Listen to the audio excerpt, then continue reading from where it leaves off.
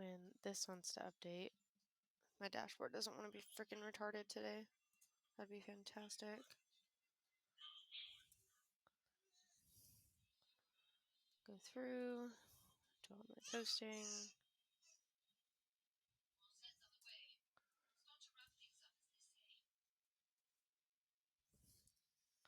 I inked.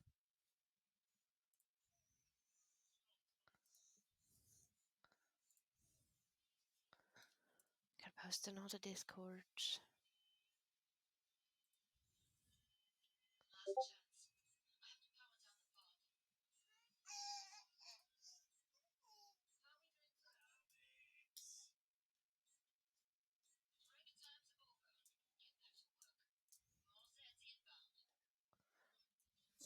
Alright.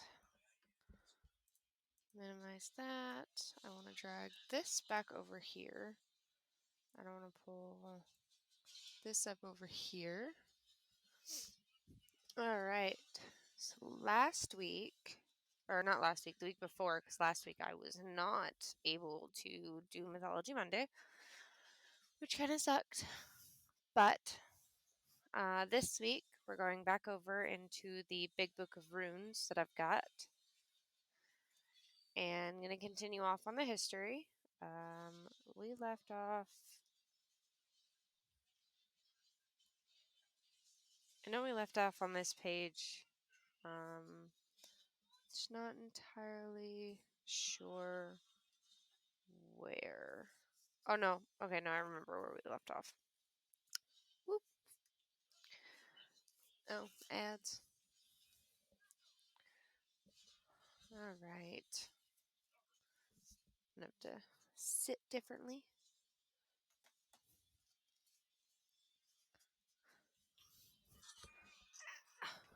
And I got to put up my glasses because I'm blind.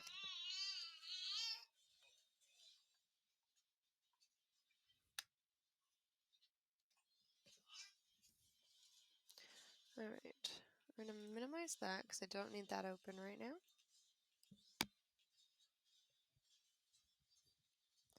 All right. So the last thing we went over was brooches and the different kind of inscriptions that ended up on them. This time we're going over where we're starting is a bracteate. It looks like this. Hi, Midwest. Thank you. Oh, hi, Jinx. Thank you for dropping in, and thank you so much for the biddies. And Midwest, I'm just happy to see you. Glad you could drop in. All right. Oh, I have to get comfortable here to sit and read because that's what we're doing today. Okay.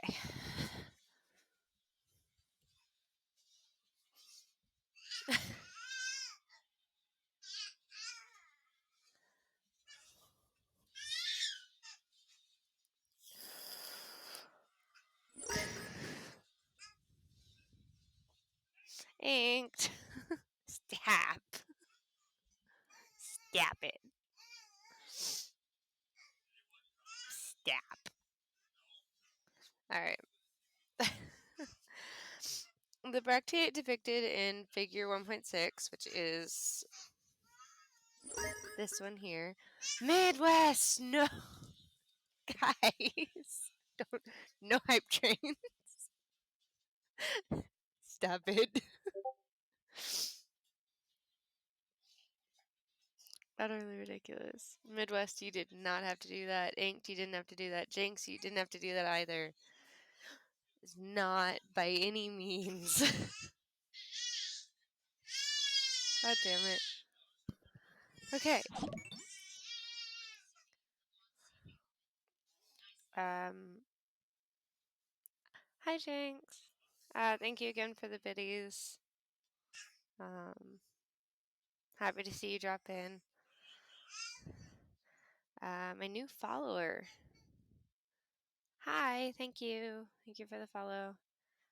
Okay, so the passage I'm going to be reading has to do with these two pictures. I wish I had a better way to like bring these up, but since I don't have like a standalone camera, I can't show you guys like the pictures while I'm reading, but figured to show you guys now. The bracteate depicted in figure 1.6 comes from a German find near Severn. A total of 11 bracteates were found. The iconography of the Severn bracteate is also interesting. Thanks. Thank you.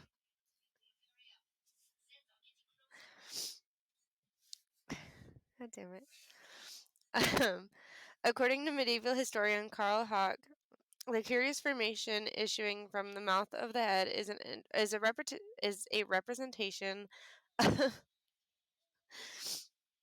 of the magical breath and the power of the word possessed by the god Odin.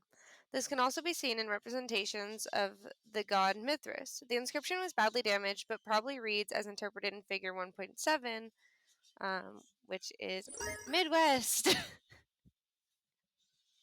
Stop. You guys start a hype train right now. So this is the inscription. I don't know how well it's going to focus here. This is the inscription. This reading can be understood as Runos Ritu. I carved the runes, a typical magical formula for a rune master to compose.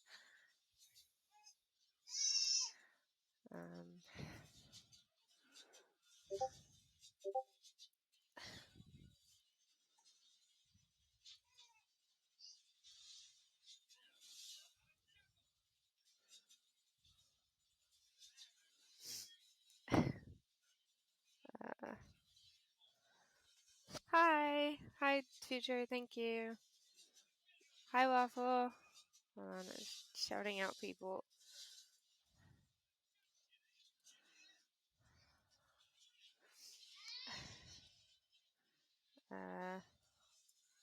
And for Inked, he has a command of his own for his shout out. Okay, we're gonna go back to reading. So you guys seem to want to start a hype train less than 10 minutes into my stream. Because that's the way you guys are going. Stop it. As an example of a wooden object preserved by this process, we might take the U-box of Gerbel on Zealand, Denmark, found empty in 1947. It is designed like a modern pencil box with a sliding top and dates from around 400 CE. The inscription can be read in figure 1.8, which is... Ooh, book. Cooperate with me.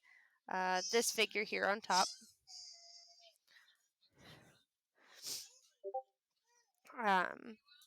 The runes are generally interpreted Hagravadas e Tawid, which is Hagrid or one skillful in council worked the staves in the box. The 5 vertical points after the staves indicate that the reader should count 5 staves back from there to discover the power behind the runes. There's also a whole range of fairly unique objects that are difficult to classify. Many of them are tools and other everyday objects that have been turned into talismans, whereas some, such as the famous horns of Galehus and the ring of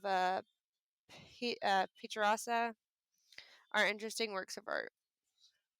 The ring of Pitarasa, circa 350 to 400, makes a suitable example for these unique objects. It is or was a gold neck ring with a diameter of about 6 inches that would be open and closed like with a clasp-like mechanism. The ring, along with 22 other golden objects, some with jewels, was found in 1837 under a great limestone block by 2 Romanian farmers. Unfortunately, almost all of the artifacts have since disappeared or have been heavily damaged. Of the ring, only the portion with the inscription itself survives, and that in two pieces. These objects seem to have been the sacred ritual instruments belonging to a pagan Gothic priest chieftain. A neck ring was the insignia of sovereign powers in the pre-Christian Germanic world. figure 1.9, which is this one here at the bottom.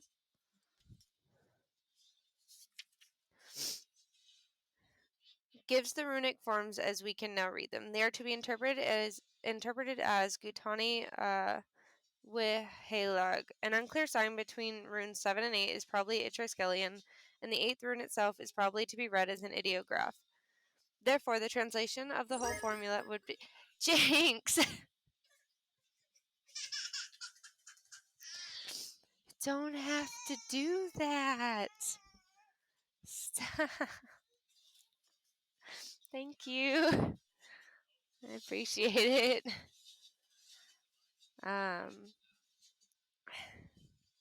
Therefore, the translation of the whole formula would be something like the hereditary property of the Goths, sacrosanct. No, it's fine. You don't have to do that. You don't have to at all. For more Purple Walnut, thank you for the follow. I appreciate it. I gotta make sure my book doesn't close.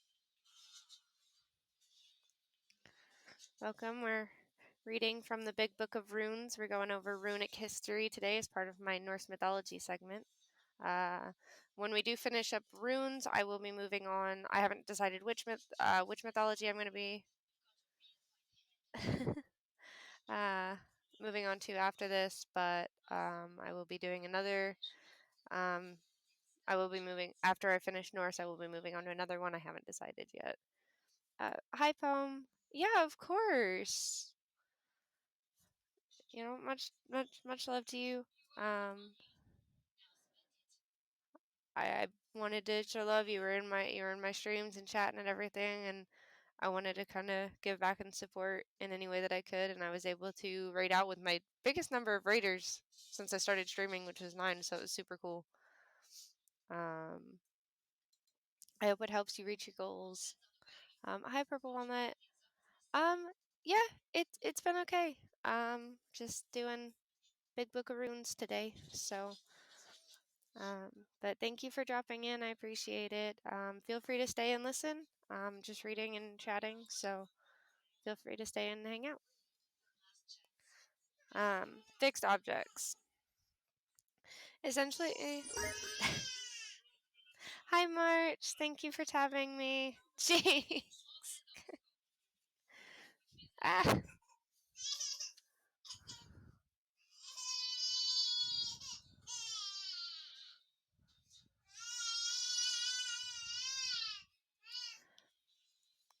Well, thank you on that. And when I get the chance, I will definitely drop in. I will definitely be there the next chance I get. What's my cheer goal for the week, Jinx? Yes, March. There is a second Jinx here. Besides, there's a second Jinx now. Met her in a stream that I dropped in earlier. Her, him, I'm not sure. We're just going to go with they because I don't know.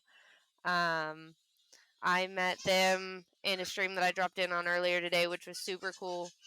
Happy to see them here. I wasn't expecting them to drop in at all. So, I apologize for my daughter screaming in the background. She's tired. Okay, cool. Okay. Essentially, there are 3 types of fixed objects in the Elder tradition, all of them in stone, but of differing kinds of functions. There are first the rock carvings cut directly into rock faces, cliffs, and the like. Then there are the so-called Batta Stones. These stones are specifically chosen and dressed and then moved to some predetermined position. The final group is made up of Batta Stones that also have pictographs carved on them. I don't expect anybody to show up, like, ever, so I appreciate it a whole lot.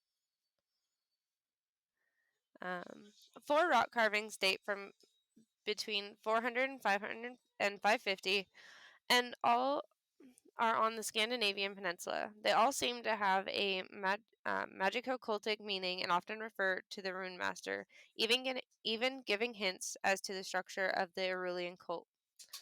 All of the inscriptions serve as a kind of initiatory declaration of power, in which the rune master carves one or more of his magical nicknames or titles. This type of formula can be used to sanctify an area, to protect it, or even to cause certain specific modifications in the immediate environment. Okay, Walnut, thank you. I appreciate it.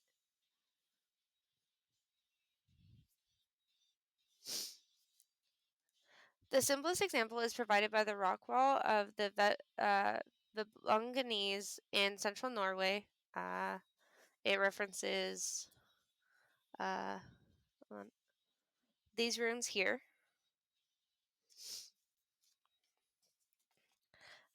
which dates from about 550. In words, the Vemlanese formula would read Ek Irilas Willa.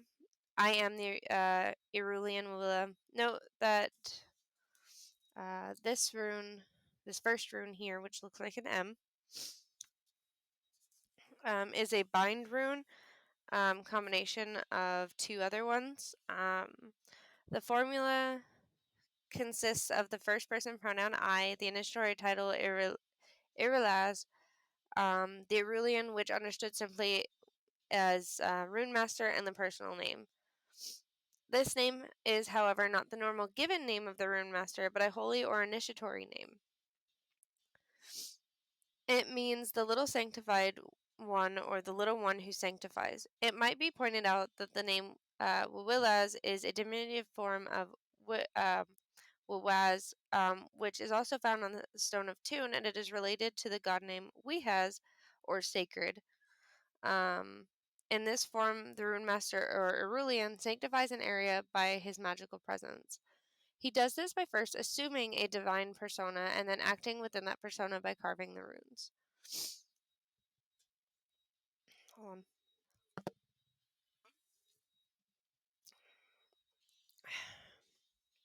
Batta Stones are the forerunners of the great rune stones of the Viking Age.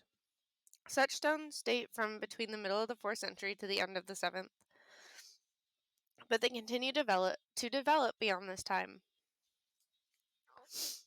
Inscriptions of this kind are almost always connected with the cult of the dead and funerary rites and/or customs.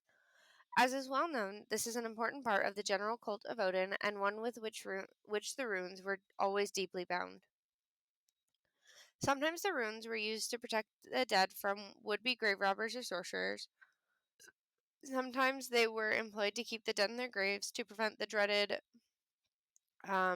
I don't know how to pronounce like the actual word, so I'm just going to say the translation, Walking Dead. And sometimes the runes were used to effect a communication with the dead for magical or religious purposes. The Stone of Callaby, the formula of which can be seen in figure 11, this here, is an example of the rune master's craft to cause the dead to stay in their graves, or at least to return the grave after having wandered abroad for a while. Thanks.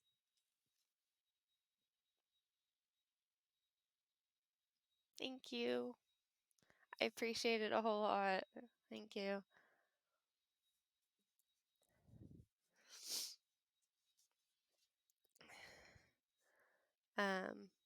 These conceptions are common in many ancient cultures. In the Germanic world, the undead, and it says it in quotations, so I have to do the quotations. The undead were often reanimated by the will of a sorcerer and sent to do his bidding. The Callaby formula is to be read from right to left. Thrajan Hatanaz was he, the dead man, was ordered to pine for the grave. The use of the past tense is very often found in magical inscriptions for a twofold technical reason. One, the basic magical dictum, do as if your will has already been done.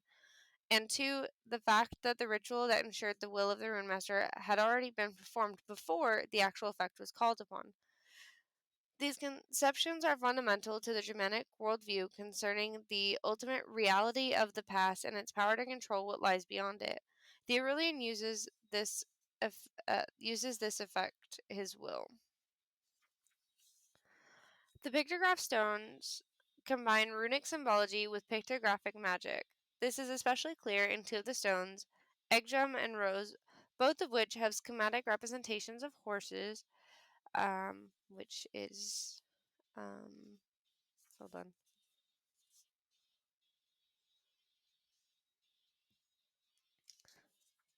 I gotta go back to the page before it, because this picture here is referenced on the next page as well.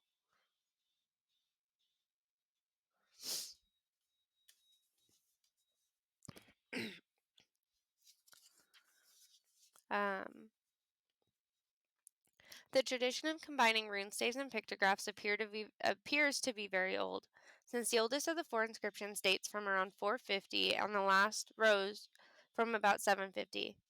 The technique would eventually flower into the great pictographic runestone tradition of Viking Age Scandinavia. Perhaps the best example of the combination of the runes and the horse image is seen on the Gotlandic Stone of Rose.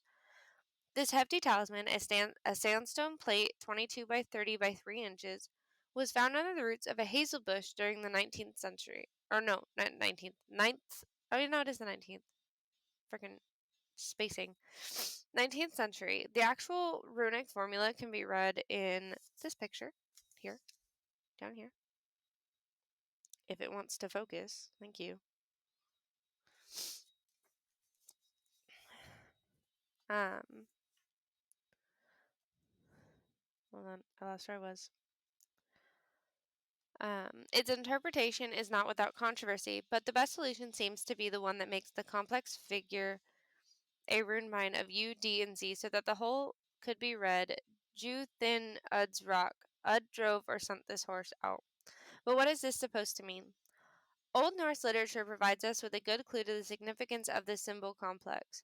In Eagle's saga, we read how Eagle fashioned a nidstong, or cursing pole, out of hazelwood and affixed a horse's head atop it.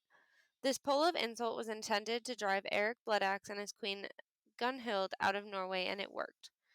Before leaving the inscriptions of the Elder Futhark, I goaded. Yes, we are going over Norse runes today. This would have been last week's, but I wasn't able to do Mythology Monday last week, so picking up where I left off the week before, we're going over the history of runes right now.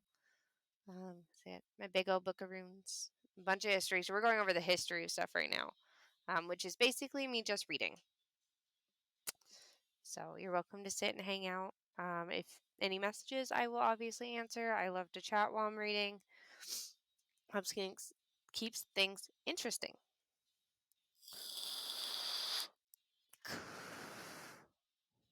Holy mother of... My cheer goal is almost met. It's the first day of the week. All right, gooded. Good luck on that. Good luck on that. And this weekend, if you want to play, I'm totally down. I got you. I'll be there. I will carve out part of. I don't really have anything planned except for I know I have a few hours with Inked at some point. Let me know, and we'll totally play this weekend. 100% down. Oh, hi, King Shart. Hi. Ah!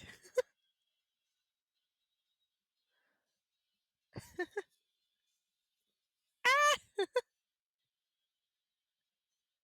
Hi.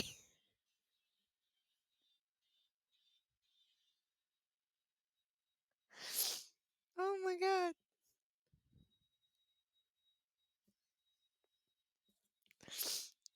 Nice to meet you. Oh my god. Okay. Hold on a minute. I gotta get myself under control.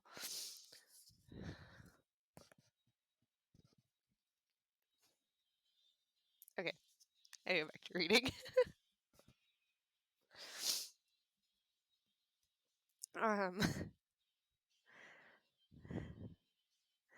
Before leaving the inscriptions of the Elder Futhark, it seems proper to say something about the language they employ.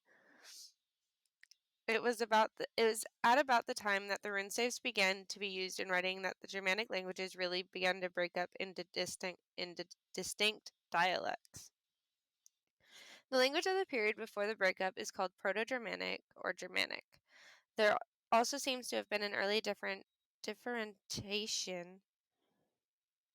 If I can, English, that'd be nice. In the north, that can be called Proto-Nordic or Primitive Norse. The Goths who began migrating to the east into present-day Poland and Russia from Scandinavia around the beginning of the Common Era developed the East Germanic dialect, which played an important role in the history of the early runic inscriptions. On the continent to the south, a distinctive South Germanic linguistic group developed what eventually came to include all German, English, and Frisian dialects. Whereas in the North, Proto-Nordic had evolved into West Norse in Norway and East Norse, which is Denmark and Sweden. In the first few centuries of the Elder period, all of these dialects were mutually intelligible, and besides, the rune masters had a tendency to use archaic forms in later inscriptions because they were often ancient and long-standing magical formulas. It has been supposed that there was even a Pan-Germanic or Pan-Germanic sacred dialect used and maintained by rune masters. Ooh, now we're going on to Anglo Frisian runes. Neat. Okay, take a small break for a minute. If I can lose my voice while I'm reading.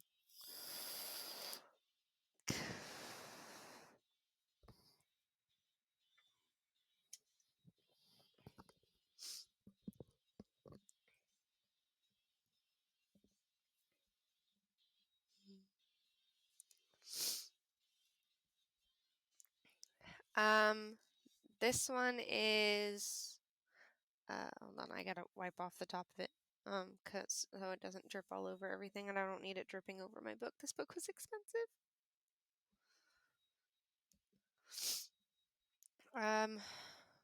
It is ripe ice. It's cute. If it wants to focus on it, that'd be fantastic. It's not gonna focus because being stupid. It's kiwi dragonberry. It's ice. I actually didn't like the ice flavors before I started using the ripe ones, and they're actually really good. But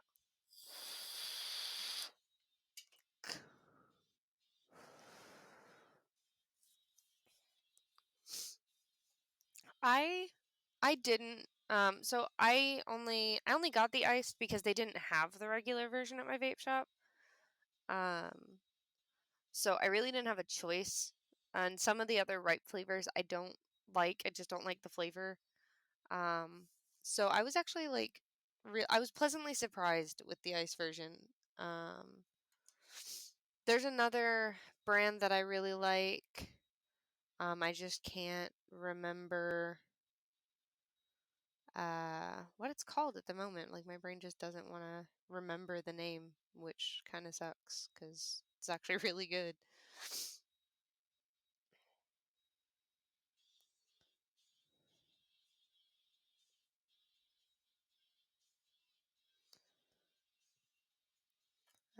Okay. Central, sadly. Central. It is just about 4:30 here. Okay, hold on. I need to adjust my light a little bit. Oh god, I look pale. That's fantastic. It's great. I look paler than hell. God damn. I'm sorry. My light is really bright. I mean, it gets brighter, but it make me look even more pale. It's a little bright for me though. I can always make it blue. I can always make it blue. That's always an option. Okay.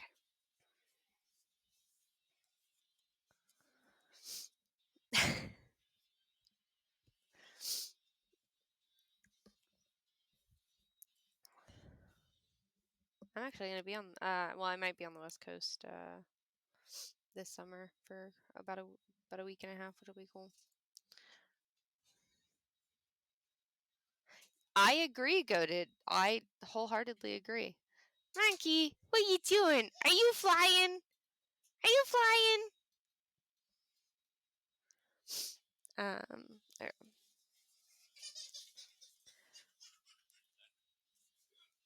There. All right, Anglo. Hi, Viking. Oh my gosh, it's been a while since I've seen you. Hi.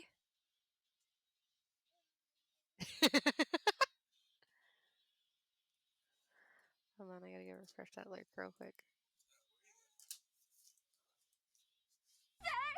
The lion, the witch, and the audacity of this bitch.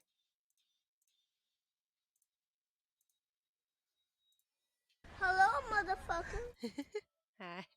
Hi, Meow.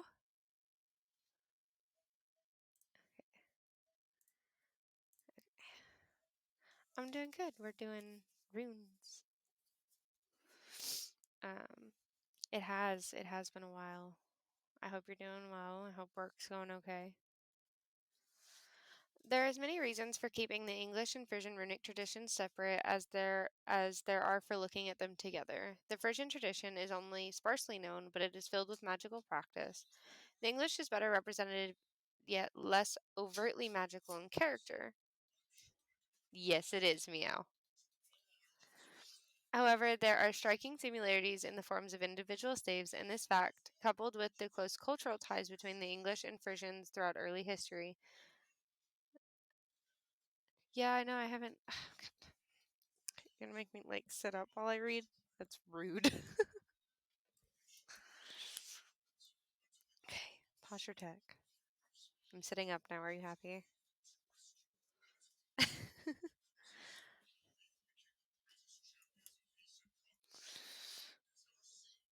Oh, oh, my shoulder popped. Ow.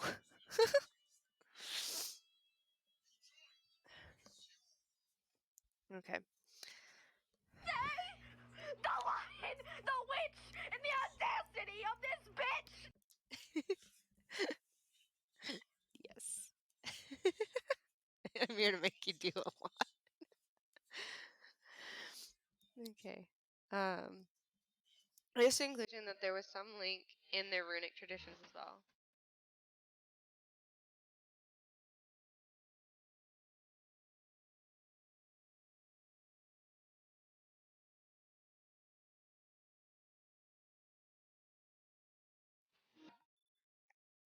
Unfortunately, we have no complete Frisian Furthok. First, let us examine the rich English tradition. The oldest inscription yet found in the British Isles is that on the deer astragalus of Caister by Norwich. It probably dates from the first. Oh wait, hold on. Do I have water? Shit, I don't have water. Thick. I thought I had water over here. I must have used it for a bottle. Water. Let me drink the water. Hold on.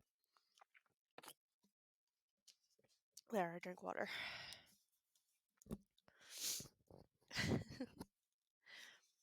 um, it, it probably dates from the first real wave of Germanic migration during the latter part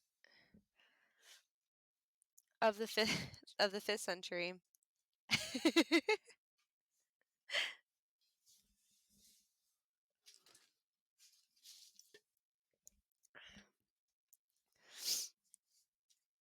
Of the 5th century, but is perhaps in fact a North Germanic inscription that was either imported or carved by a Scandinavian rune master. This possibility must be considered because the northern form of the H rune is used and not the English. Oh, hold on. Actually, you guys probably can't see it, but it's an N and then what looks like an H. The dating and distribution pattern. Oh, where's my mic going? Okay, there we go.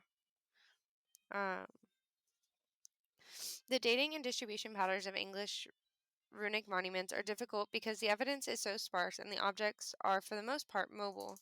In all, there are only about 60 English runic artifacts, mostly found in the eastern and southeastern parts of the country before 650 CE. and mainly in the North Country after that time. The epigraphical tradition, i.e., the practice of carving rune staves, which must have begun in earnest as early as 450 CE, was extinct by the 11th century. The rune staves found another outlet in the manuscript tradition. These are valuable for our study, but are rarely magical in nature. The history of the English runic tradition can be divided into two periods mentioned above. One, pre-650, in which a good deal of heathen ways survive, and two, 650 to 1100, which tends to be more Christianized with less magical or esoteric practice in evidence. Maybe, Monkey, I love you, sweetheart, but you can't be over by the desk right now. Give me 1 second.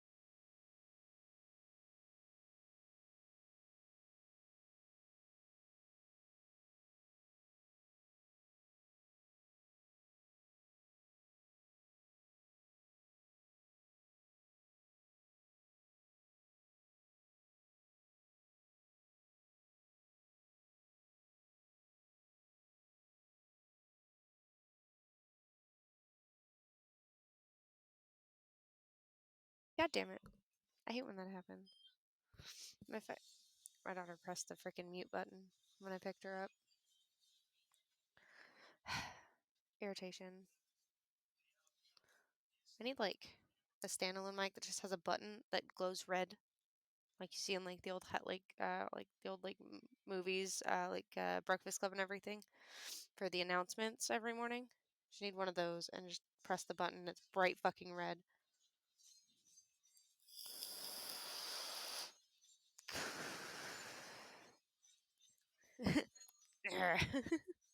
Irritation. At some point, I will be taking a break to unmold this thing. I don't know how well it turned out, but I did this last week. So we're going to see how well this turned out. Fingers crossed it actually turned out decently this time.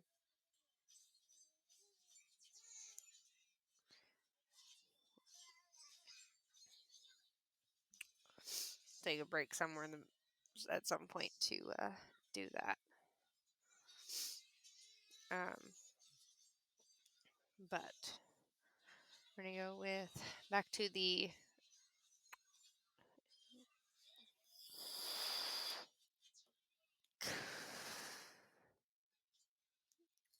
it happens a lot. Meow, it happens a lot more than you think. I'll mute and then I'll completely forget. Yes.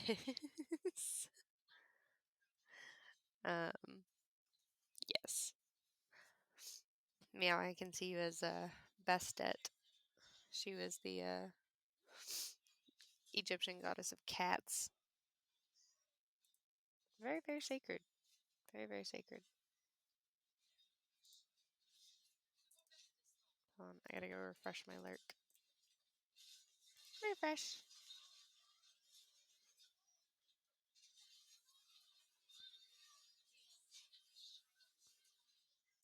Alright.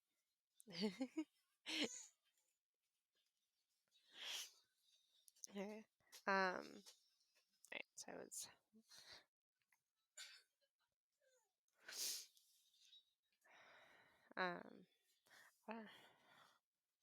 probably I should restart. Thank you, Meow. Ooh, nice, Viking. You'll have to show me later. I'll be in Discord after I get done with my Mythology Monday stuff. So have to show me later. I'm just gonna start this page over again because I was totally fucked up and apparently muted. Oh, is it? I'll have to check it out then. Nice! I like it. It looks good. Oh, look, I can see myself. I don't like that. Got a picture of me with me up on the screen. That's fantastic. We're just gonna start this page over again because I totally didn't realize my mic was muted because I wasn't paying attention to the little green line. Well, I figured because you're in my chat, Viking. Okay, we're just gonna start over on this page because I don't know where I left off before it was muted. The caster by Norwood's inscription mentioned above is a good example of the loose type of object from an early period. Its runes appear in this figure here. There's a lot of runes on this page, but this one here. This bone was found with 29 other similar. I almost knocked my friggin' vape off the goddamn desk with my book. That's fantastic. I'm gonna move that over here.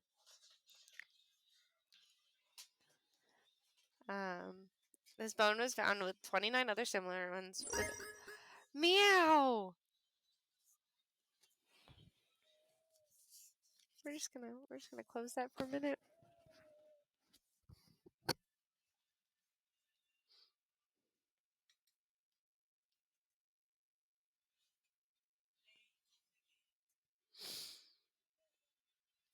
God damn it. Okay, we're just gonna pause for a minute. God damn it.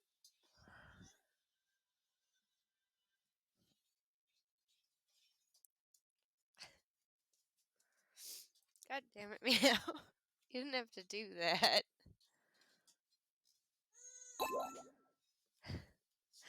Meow.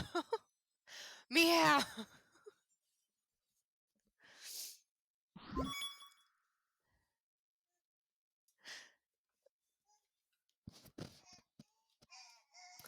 Inked. Oh, god damn it. Okay, we're just gonna set that aside right now.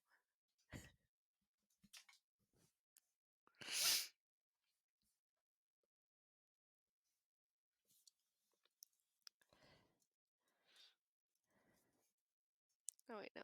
I have to use his command for that.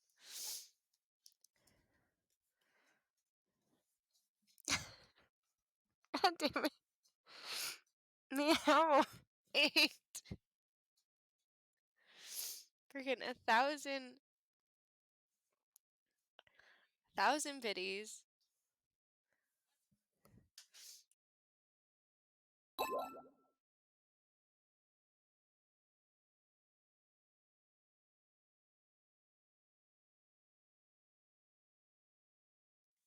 A 1,000 biddies. Meow. Again? There's my subscriber goal for the week out the freaking window. My cheer goal out the freaking window.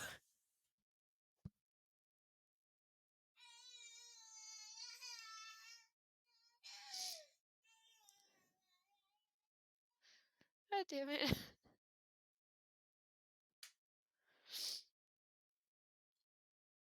That's my weekly goals. It's not daily. That is weekly. Alright?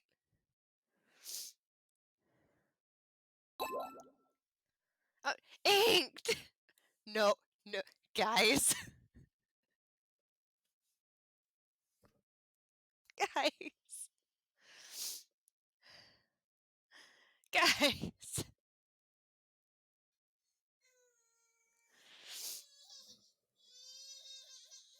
Ooh, my back popped a little bit. That was nice.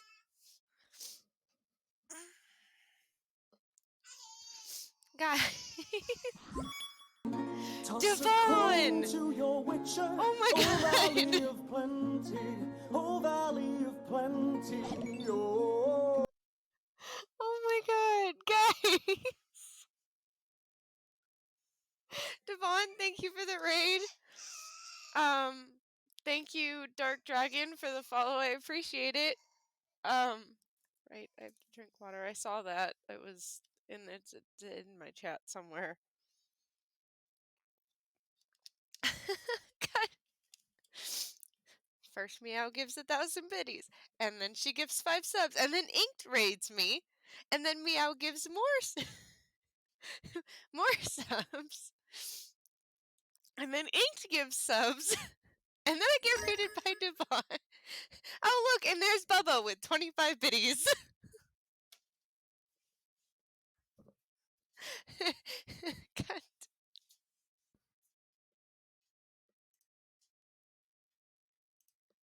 God damn it.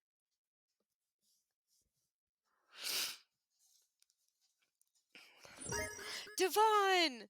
And there's a hype train. That's great.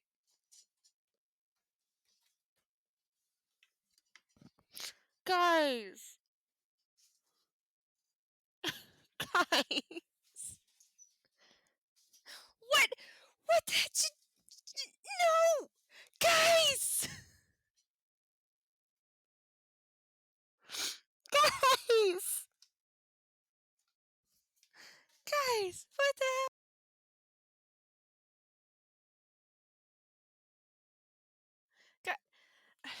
Alright, there's another stretch. Guys. Guys. Inked, I don't agree with you by any means.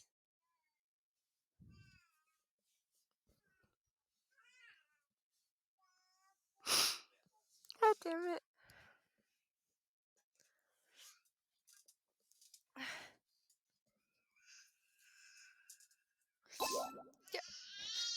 Goated!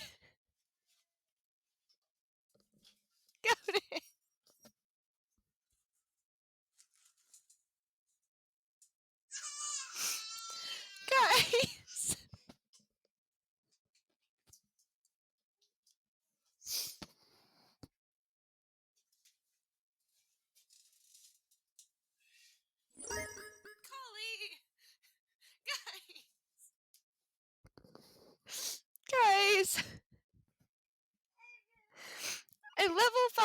113% complete. God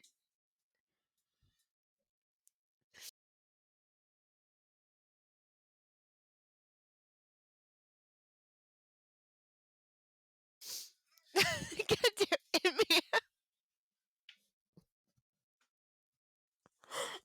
Oh my god.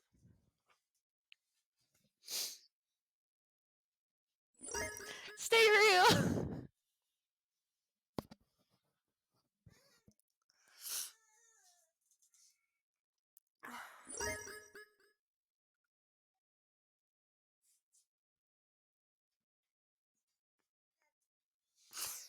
Oh my god.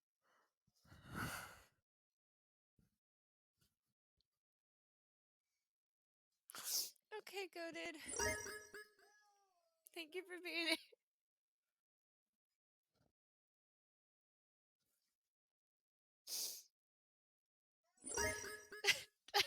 Stay real. Yeah.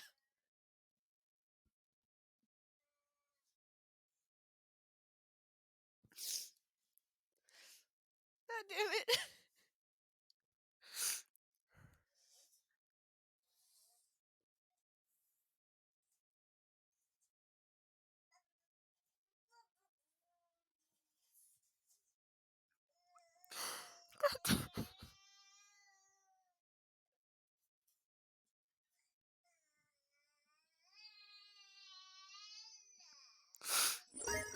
Jay.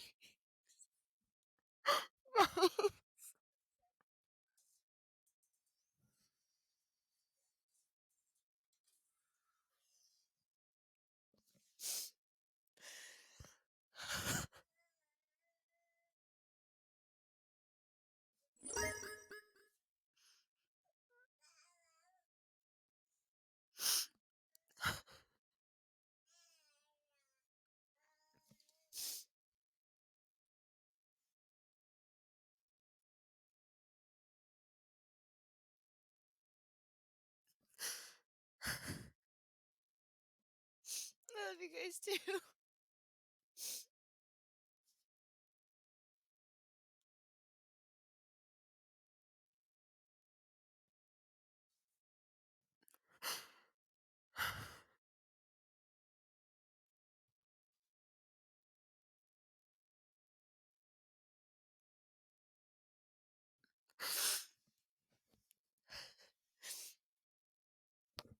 It was not on the agenda to freaking cry today. It was not on the agenda today.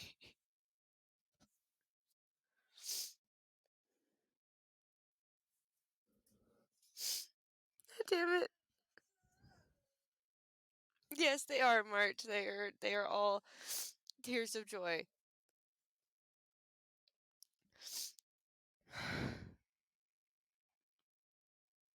It was not on the agenda today. Crying for any reason was not on the agenda.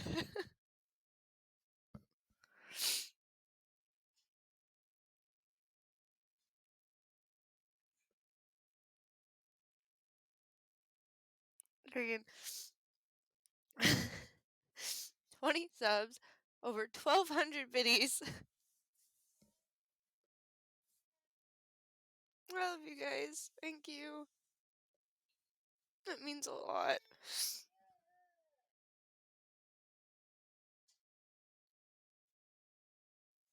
That means a lot. Thank you.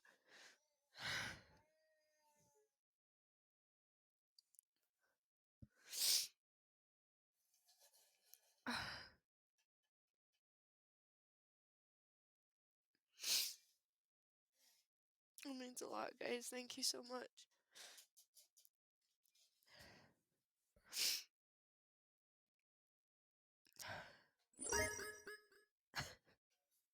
Guys.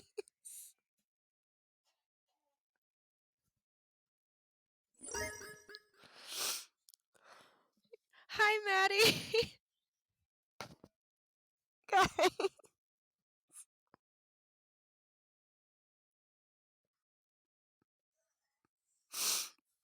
God damn it.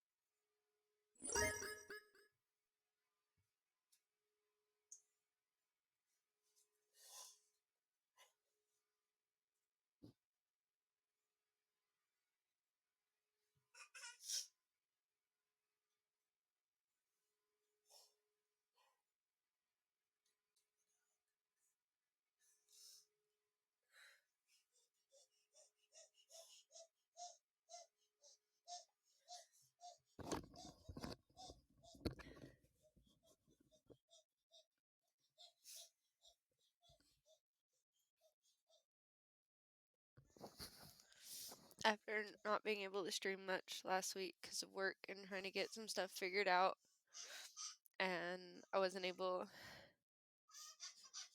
No, you are fine, Maddie. You are perfectly fine. Level 5 hype grade, which was insane. After not being able to do my mythology stream last week and I only streamed like 3 days. For you guys to come out and do this means so freaking much to me.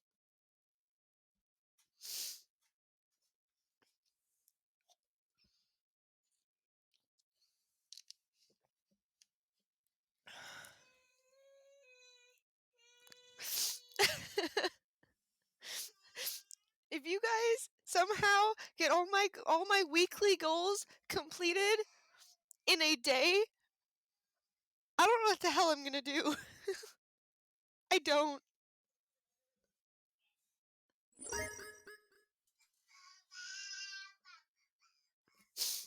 I will be right back.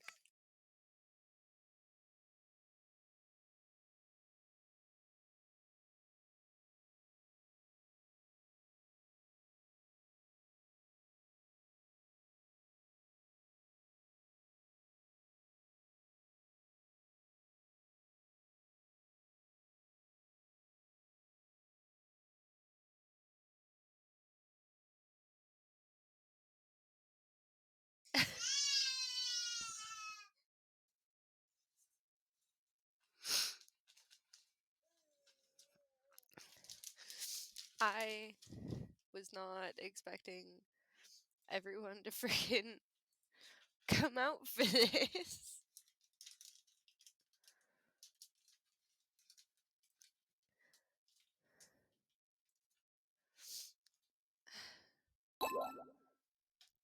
But meow. Stop.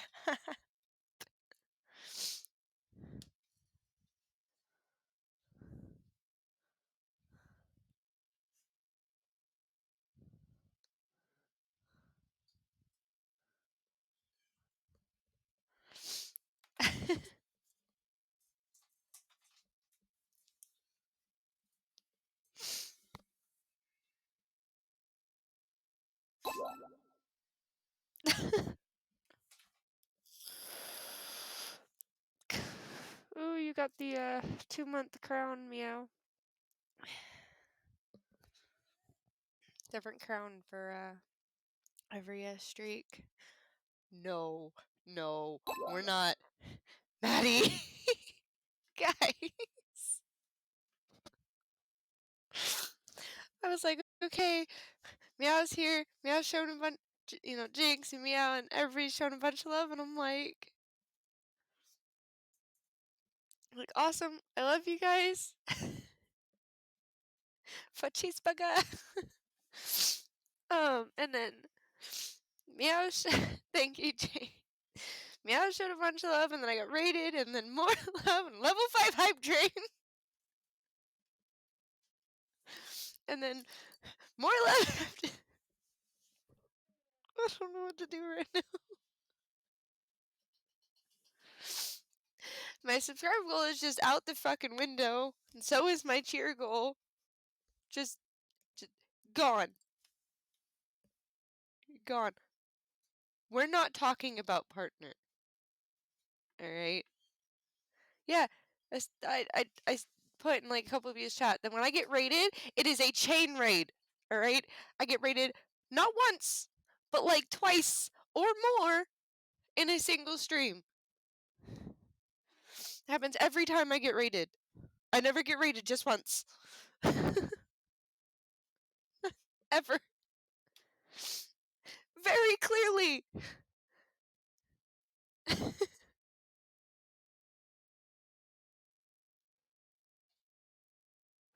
Was it 3? Did I get rated 3 times today?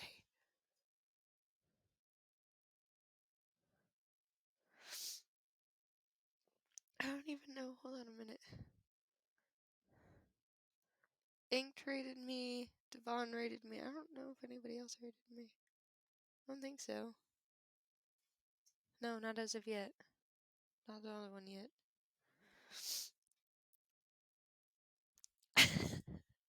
Like, my goals are so low because I don't expect them to ever be hit. Hello, motherfucker. I meow. My goals are so low because I don't ever expect for them to be hit. I really don't. Like, that's just a reality, is I don't ever expect my goals to be hit. And so that's why they're so low, because I had a talk with somebody else that like you need, like, they were like, you need to make your goals higher, and I'm like, okay, but I don't expect them to be met, and like I don't ask you guys to do that. I don't, and then you guys show up and do stuff like this, and then I'm like, ah, I don't know what to do now.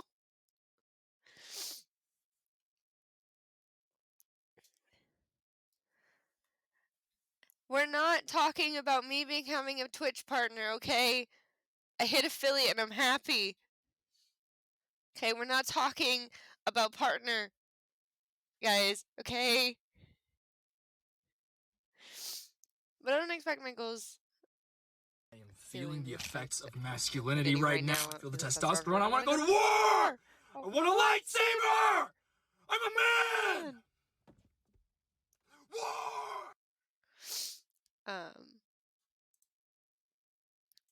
But like, I don't expect them to be hit, and it's not like I love people coming into my streams, and I love chatting with everybody and getting to know people and everybody getting to know each other and people branching out, and I love that part of streaming. And I love helping other people hit their goals when I can, and like, I love that part of it. Like, yes, the money is great. Money's always great. Money is great for everything.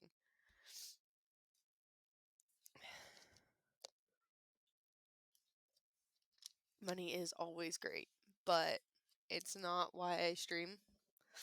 I stream because I enjoy it and I love the people that I've met, and I've made some amazing friends streaming.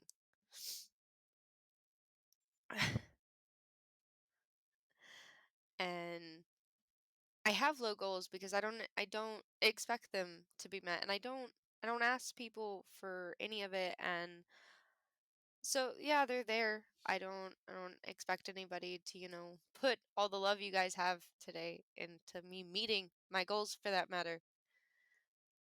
And especially at the beginning of the week when my goals have just started.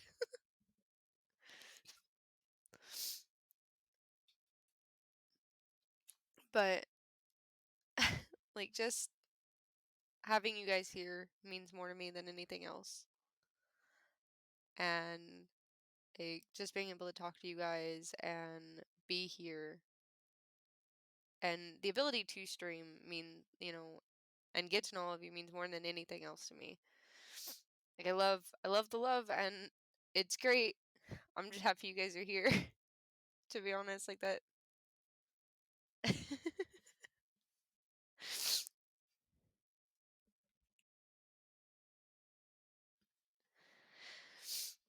um and like, I just, like, now, like, I'm at a loss, because it's like, do I go back to reading and just in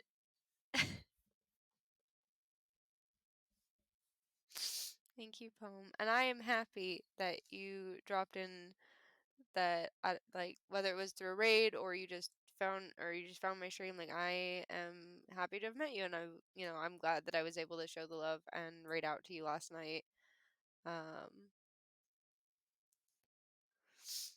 Was awesome, and I can't wait to, be able to get to know you better and be in your streams, and like, that's just, and be able to play games with you, because I know, like, your PlayStation, we talked about it. Like, I can't wait to be able to do that and be able to get to know you better. and be able to help support you. And that goes with everybody. It goes with everybody in my chat. Like, I'm happy to have met you guys and to be able to get to know you guys and be able to support you. And it's just, it means a lot. And I love you guys. Like, besides, like, all the love and the hype train and everything. Oh, yeah. This weekend for sure. Carving out times for people so we can play Borderlands. So I can play Borderlands with a bunch of people. I'd have to say though, like besides the hype train and you guys making me cry, the only the other like big highlight of my stream is I got followed by King Shark, which was fucking amazing. Hi Viking. I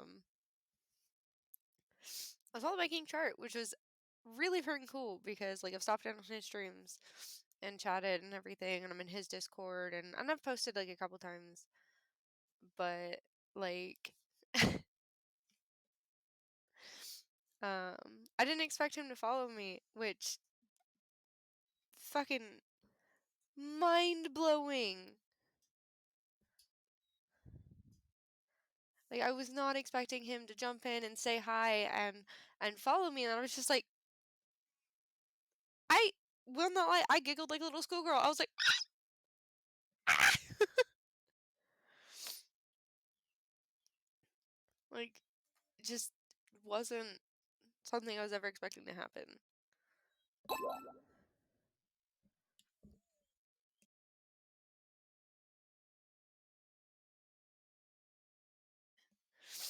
Um, my freaking goals are just fucking out the window today.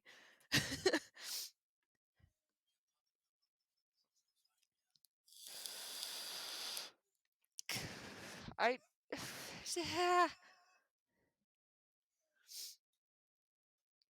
I don't know what to do with you guys right now. Like ah.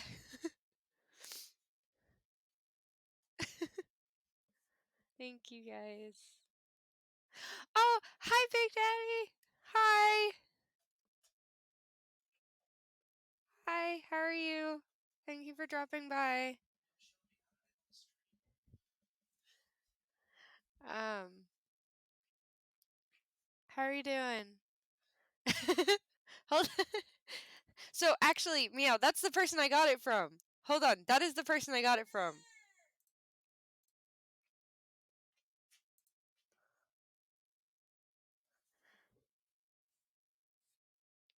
Yes, I do. Hold on. They are all on this. There. They're all there. They're all on that link. Big, I used this emotes on like every stream I jump into. Every one of them. But yeah, yeah, that's the person I got them from. Which is super cool.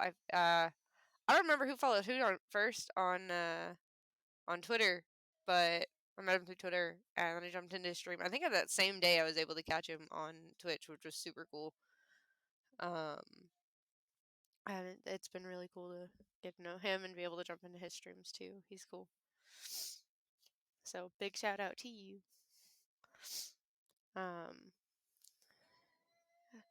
Holy mother of host right now. I absolutely love them. I think they're fantastic. Absolutely fantastic. Hi, Mr. Normandy. It is a day today. Bunch of love in the first like 10 minutes. And then I know this stream had a purpose and it's been derailed entirely, and I'm not even upset about it. Yes, I was reading. I was reading. So you're good to do sound alerts right now. I was reading. Hi Miss Vixie. Glad you stopped in. I was reading until I got until a bunch of love was dropped and there was a level 5 hype train. And a whole bunch of love. Hi, physicist. Yes. I was reading. Ow! Freaking knocked myself. Reading this big old thing. A history of runes, because I go over. I started doing Mythology Monday. And right now we're on runes. I went over a bunch of stuff, but right now we're working on the history of runes. I was reading until a bunch of love was dropped and a level 5 hype train, and my goals were fucking knocked out of the park. So oh, I know. I've got a ton. Um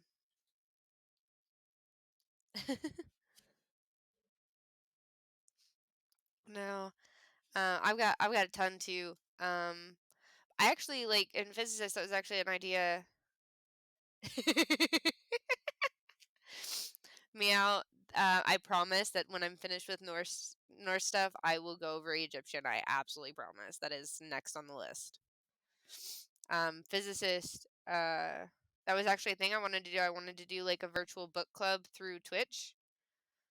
I'm gonna do like a whole virtual book club, and like I've got a bunch of books and stuff that I was like, hey, like I'll read them on stream and stuff, and be able to talk to them and get recommendations and give recommendations and stuff for books. Like that was the thing that I wanted to do. So, I figured I'd get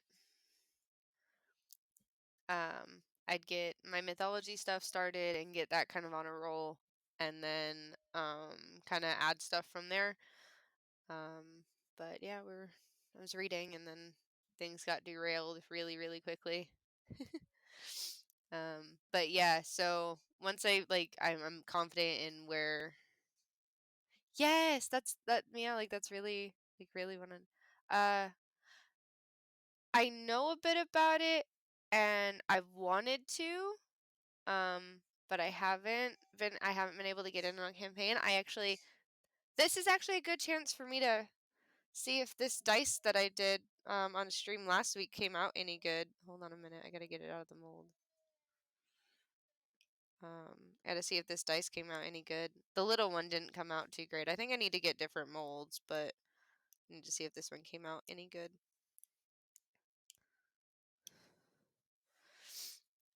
I've wanted to, but I haven't had the chance to. I haven't had the chance. I don't know about that part, but I mean,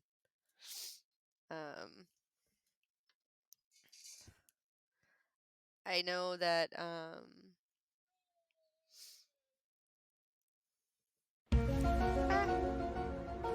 we're gonna see if I can get this dice rolling. Hold on.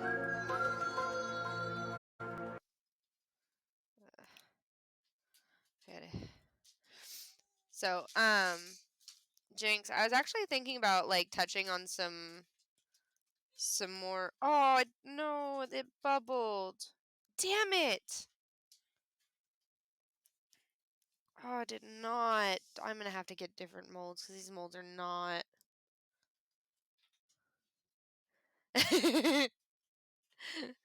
Yes. I'm gonna have to get different molds. These molds are just not working out. No, hey, no, you are completely fine. I don't know the links. I don't mind, people networking and everything in my chat. Like, do I, branch out, have fun, grow your guys' communities. Oh, this one did not work out very well. It bubbled hardcore.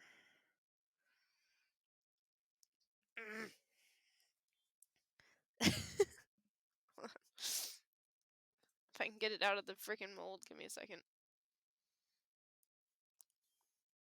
Hey, whether meow, that's what I read in my personal time.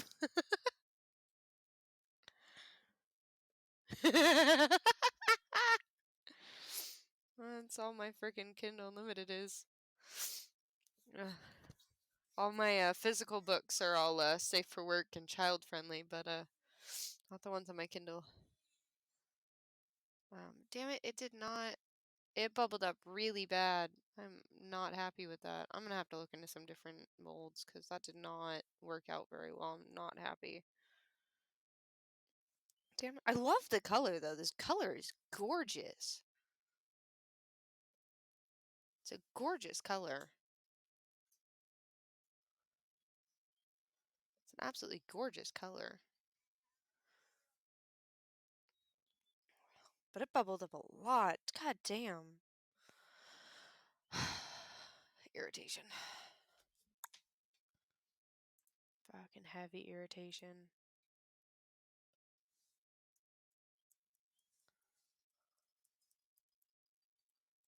I'm not sure what MTG is, but I haven't played D&D. I want to, but I haven't been able to get in on a campaign, like, ever.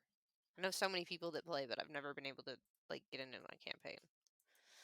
That, and it takes me ages to create a character because I'm a fucking perfectionist at it. I have to be. Like, it drives me nuts if my character isn't, like, perfect. Oh, yeah, no, okay, so I'm stupid. No, I've never played Magic the Gathering.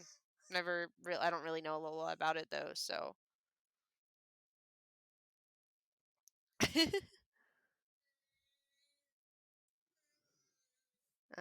But, yeah, I mean, otherwise, the dice turned out Verity. I will definitely look into it. I'm gonna have to, Meow whisper it to me, or message me on Discord or whatever. Um, so I have a bunch of molds. My little one didn't. I have a little one too, but it freaking.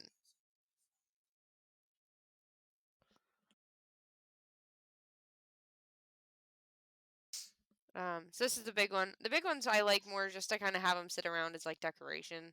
Um, the little one I tried, but that one bubbled really bad too. Which kind of sucks. But the big ones are more for decoration. I know this one didn't turn out right because I ended up not having enough leftover resin when I poured this one, which kind of sucked. But this entire freaking. Urgh. Urgh.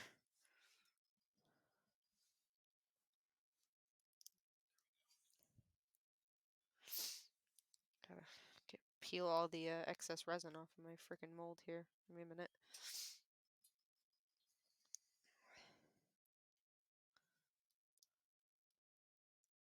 There's so much excess. Yeah, this one did not turn out. I mean, it looks pretty, but it didn't turn out the way I wanted it to because I didn't have enough.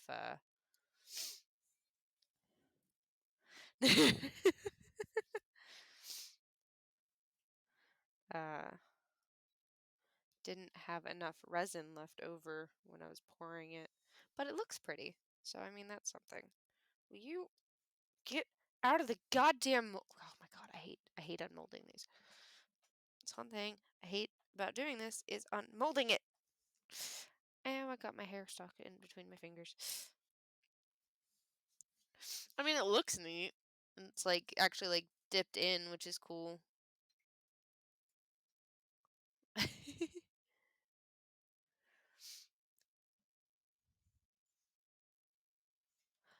That is actually thank you for that because I was having trouble. I've been having a lot of trouble with the Bubbles Dark Dragon, and it's been driving me nuts. I have like 2 whole sets of like failed dice because of it. It's a lot of things actually I want to make with resin, but resin's expensive. Resin is extremely expensive.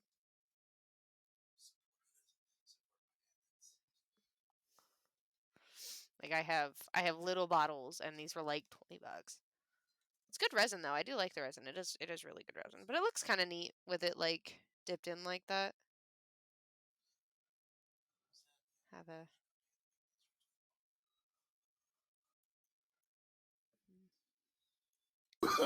Oh, no, no, no, no.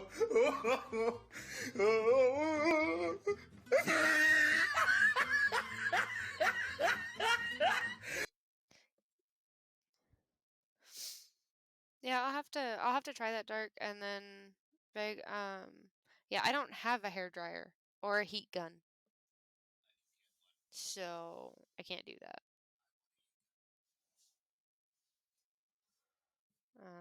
It's not an option for me, sadly. Yeah, I'll have to try that out, Dark. Thank you for that. I've been trying to figure stuff out, but it's been fucking driving me nuts. I mean, I just don't think that looks pretty cool with it dipped in like that. So I think I'm just gonna have that as a decoration on my desk now. It's gonna go right there on my lamp. And this one's probably, well, actually, I'll probably end up keeping it and it'll go into the drawer of fails, along with the rest of them. Like this one.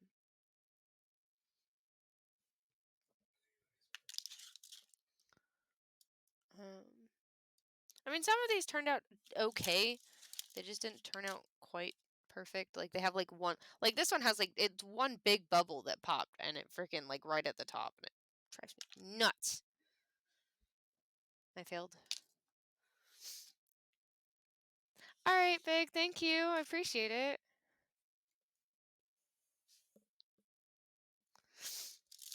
Got a bunch of freaking. Oh, there's my little sharp little. Ow! Fuck, that hurt. This thing said, shh. Child. Hi, pretty. Are you chewing on your toy? This one hurt. That's just pointy edges. Pointy edges from my little triangle. This one actually turned out this one turned out the best. Besides, it looks all bubbled on the side. And this point didn't quite come out properly. It's all like 3-pronged and everything, but this one actually came out the best. Ow! I gotta stop poking myself. Freaking painful. This one came out the best though. Out of all of them. Yeah. Most of these, it's literally just like the one big hole. It drives me nuts.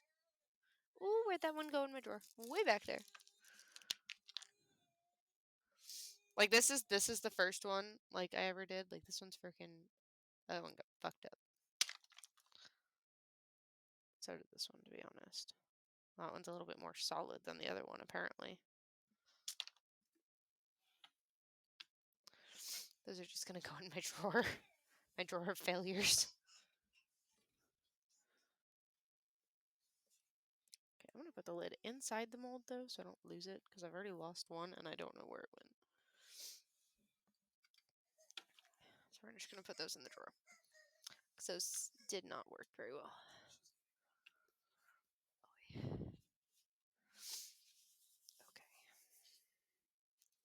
We're gonna throw that away.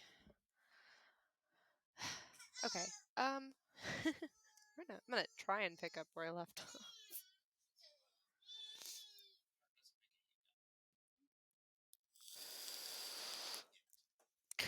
We're gonna try and pick up where I left off, if I remember where I left off. Oh, yeah, okay, I know where I left off. Monkey! That's not necessary, kiddo. It's not. By any means.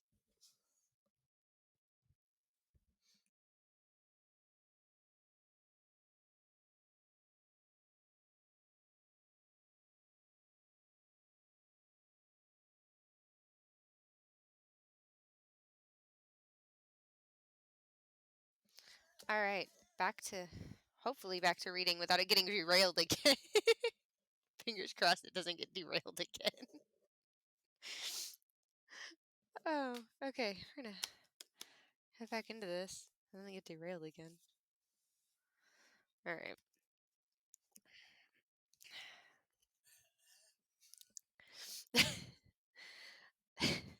So, for reference, before I start reading, all of these get referenced in the passage. And it'll just be 1, 2, and 3. So if I say like one of them, this is what I'm talking about. I really need to get like a separate camera to like show the pictures while I'm reading it, but you know, I'm too broke for that right now. Meow. Stop it. I don't think it's been long enough since the freaking hype train. And you guys don't need to start another one. When is that? Okay, yeah, no, there's still like half an hour on that. Thank God. I'm pretty sure that's what it is. Hold on. Because I think you can set it like every hour. Or like however like long in between. Yeah. Yeah, it's have like another half an hour before you guys can even like start another hype train.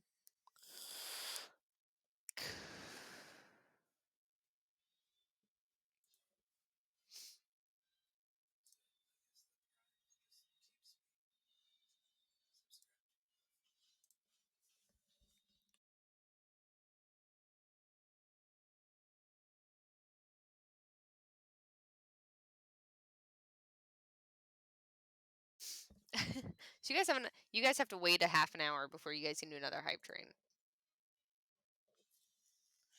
Oh yeah, I forgot that was a thing.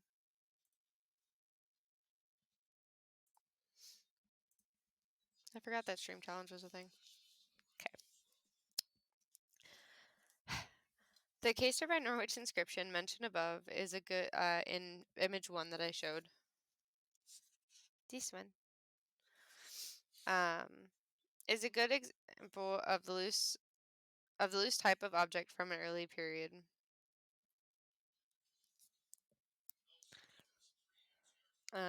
Its runes appear in figure 1.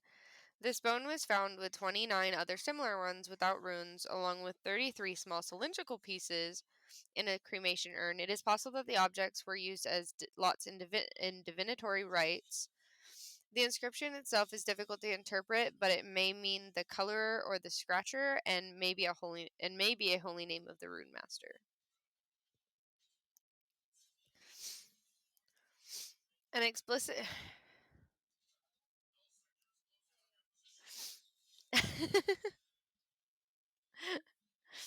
I love you, Meow. You're amazing. You really are. You are absolutely amazing. I love having you around. You're great. You keep things interesting. Yeah. I don't know how I can't be all like smiles after like early. I don't know how I can't be all smiles after it. I don't think it's possible. But an explicit monkey, sweet pea.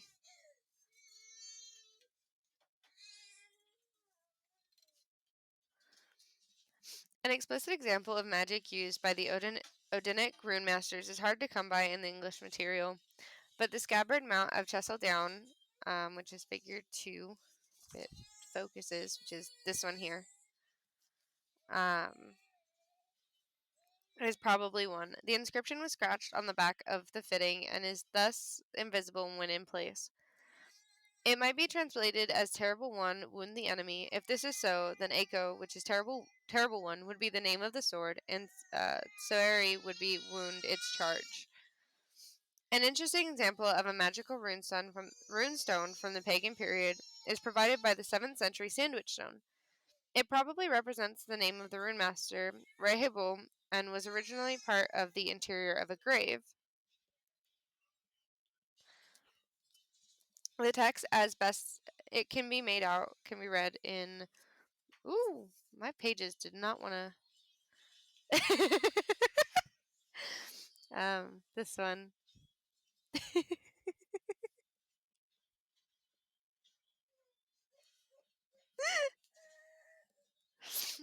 Damn it.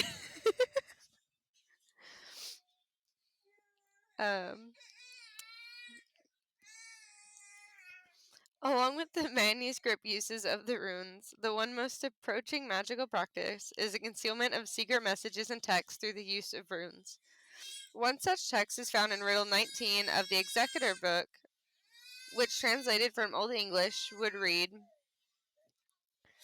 I saw a horse with a bold mien and a bright head gallop quickly over the fertile meadow. It had a man, powerful in battle, on its back. He did not ride in studded armor. He was fast in his course over the ways, and carried a strong hawk. The journey was brighter for the progress of such as these. Say what I am called.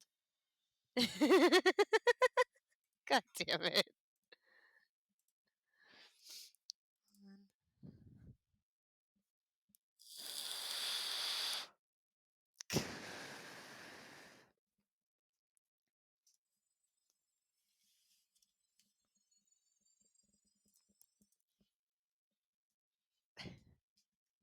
God damn it.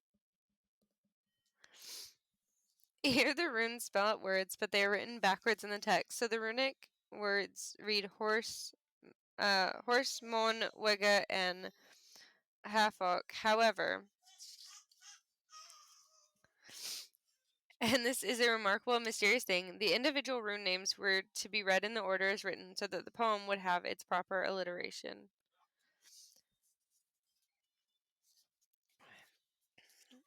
Yeah. Frisian runestones. No Frisian Futhark exists, but we do have a small body of interesting inscriptions. There have been about 16 genuine Frisian monuments found so far. There are also a number of fakes. They date from between the 6th and 9th century. These inscriptions are generally found on wooden or bone objects that have been preserved in the moist soil of the Frisian turpins, artificial mounds of earth engineered in the marshes as an early form of land reclamation. Frisian runic monuments seem to have a distinctly magical character, but many of them are difficult to interpret. We can be sure that they occur in a solid pagan context because this conservative region, often under the leadership of heroic kings such as Radbod, resisted the religious encroachment of the Christians along with the political subversion of the Carolingian Empire until the late 7th century. We can even safely assume a period of reluctant religious compliance until long after that. One of the most interesting, if difficult and complex examples of these Frisian pieces is the magic wand or talisman of Britsum, which was found in 1906 and which dates between 550 and 650. The wand is made of yew and is about 5 inches long. Side A of the inscription reads from left to right, Thin Aya Bur et Dud. Side B can be read from left to right, Bird, from right to left, Bared me. The damaged part of the piece cannot be read. The whole formula is translated, always carry this yew. There is power in it. I am carried. It might be pointed out that the 7-point dividing sign on side B indicates the 7th rune following the marker. That is, it's like a dot dot and then an I. The power contained in the formula, and that is the stave itself. And that is the end of chapter 1, which is which is all the elder runes. It's the end of chapter 1. Which, thank God we got through. This is a long chapter. There's a lot of pages in this book, and I probably won't go through all of them. Probably gonna go over the next, over the rest of this one, and probably the next week or two. Gonna go over the next chapter, which is Viking Age Runes, and then probably actually go over the runes themselves, and their uses.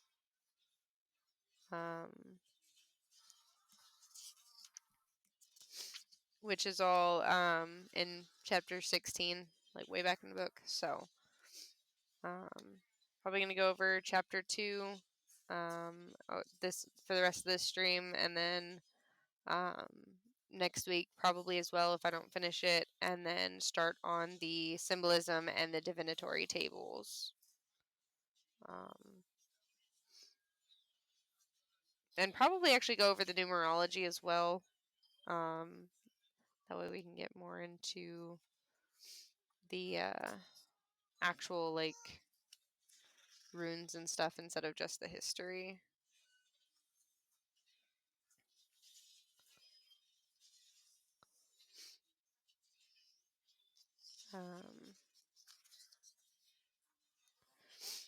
So yeah, we'll probably go over some of the hidden lore, and and then go over a little bit of the rune magic over the next few weeks. After finishing up the Viking Age runes, because that's that connects to Norse mythology, and then go from there.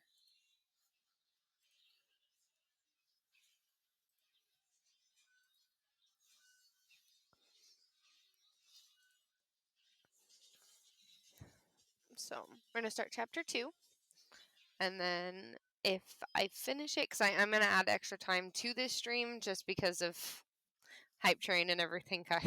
It all got completely derailed. I'm gonna have to go back though and clip the hype train and stuff, and me crying, so I can put it up on social media so I can thank you guys properly.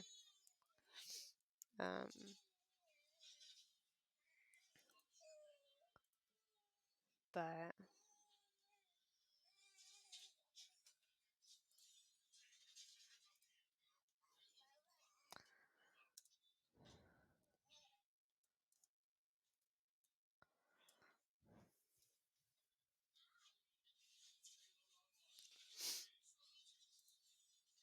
okay, chapter 2, Viking Age Runes.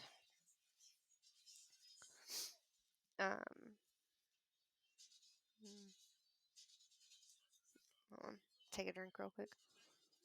Is my camera gonna refocus at any point? That's a little bit better. Come on, camera. There we go. Now we're refocused. I don't look like a blurry mess anymore.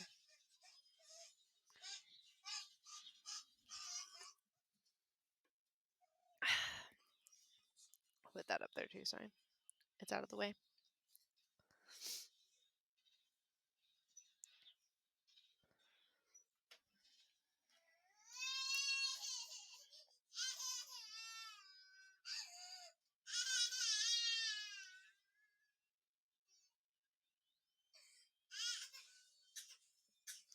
Ah.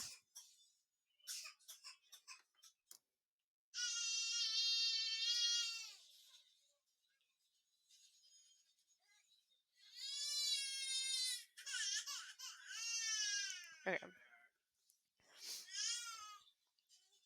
As with all Viking Age runes, 800 to 1100 CE. As with all historical epochs, the Viking Age was not a sudden development, but rather the result of a long, continuous process that had begun in the last centuries BCE, with the first movements of the Cimbri and Teutones from Scandinavia, that womb of nations, as the Gothic historian Jordanes called it. In the years around 1800, Scandinavia was undergoing a number of internal changes and taking new directions. Sweden, especially Gotland, had already begun to develop the trade routes to the east among the Slavs, routes that would eventually reach Byzantium, Baghdad, and Persia. In Denmark, powerful kings Godfred and Horik were beginning to shape the Danish nation by mustering vast armies and mighty retinues.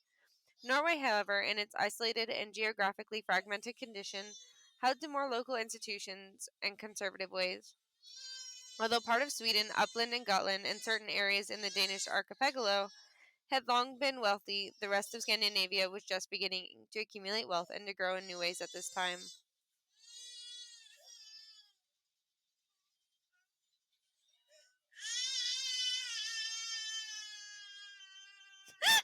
God damn it!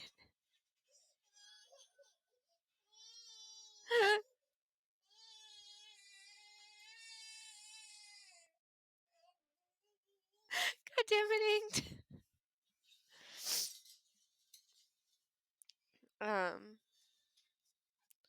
The first Viking raid was carried out by Norwegians in 793 on the monastery at Lindisfarne, Northumbria, followed by raids on Monkwearmouth in 794 and Iona in 795, all of which herald the dawn of the Viking Age. Just as the historical Viking Age was the result of a long process, so too was the evolution of the younger Futhark from the elder one. An examination of Elder Futhark inscriptions and alternate forms of Elder runes will show that save forms that were to become standard in the younger Futhark were already in use from about 600 CE. The evolution from the elder to the younger tradition took place at a fairly rapid pace during the 8th century, so that by 800 the new systematically formed younger Futhark reduced from 24 to 16 staves, having completed institutionalized all of the Scandinavian lands. The Younger Futhark is a purely Scandinavian cultural phenomenon, although many inscriptions are found outside Scandinavia, mainly in the British Isles and in the East. All of these inscriptions were carved by Nordic rune masters.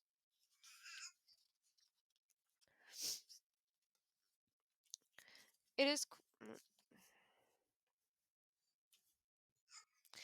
quite certain that all of this development took place within a traditional cultic framework.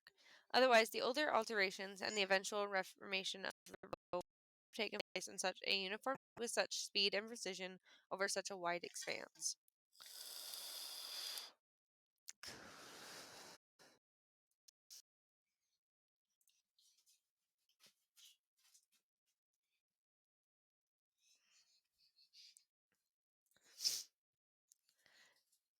In many ways, the history of the younger runs parallel to the original form of the elder tradition.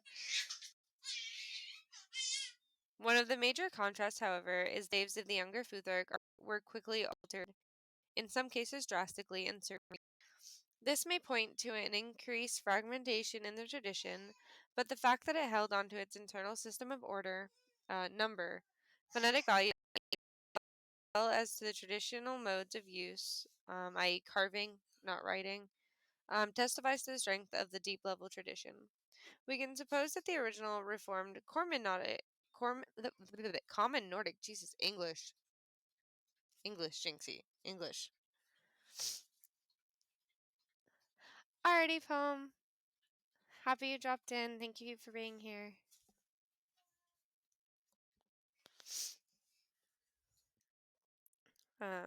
Reformed Common Nordic rune row appeared in the here in this figure.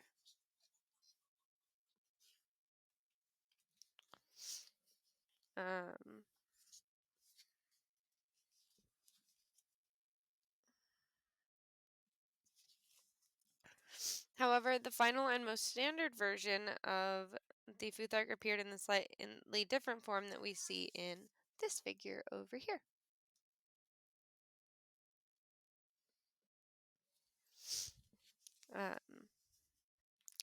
The development of this Futhark was dependent on a combination of linguistic and magical criteria, but in discussing the role of linguistic change in the evolution of the younger row, it must be noted that the evidence shows this to be secondary. The elder row could have been adapted easily, as indeed it has been earlier, to any sound changes that might have occurred in the language, but this was not done. Instead, as the language developed a more complex sound system, it simplified its writing system, an unheard of event in the history of orthography. This is account the Reformation took place for extra-linguistic, magico-religious reasons. Before we get into the traditional evolution, it is important to recount some of the major linguistic changes and how they were reflected by the staves so that a grammar of the inscriptions will be clearer.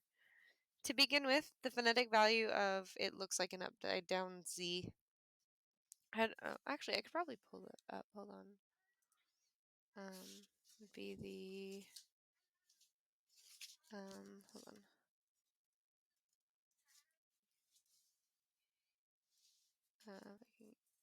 If I can type images, I want.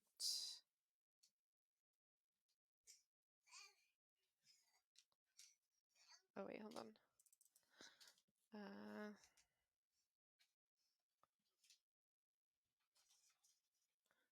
Common Nordic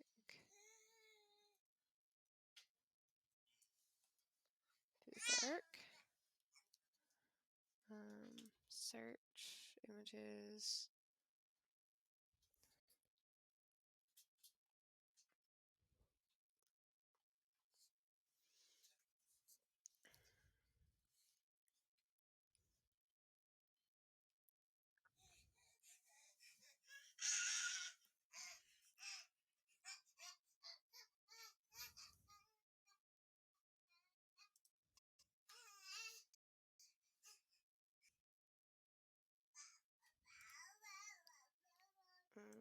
Change a new tab.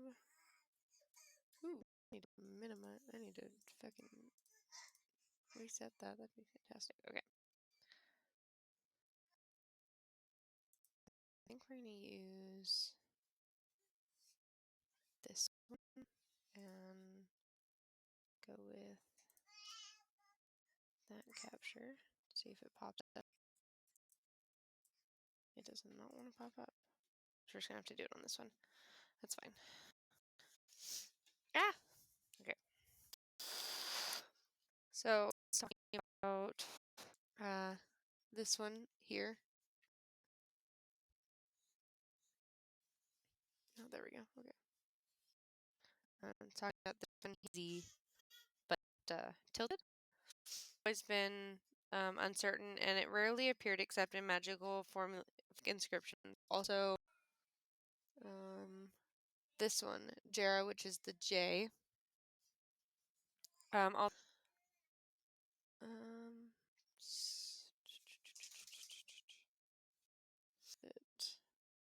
oh well, it's different on this one, but it's an just for value at an early date.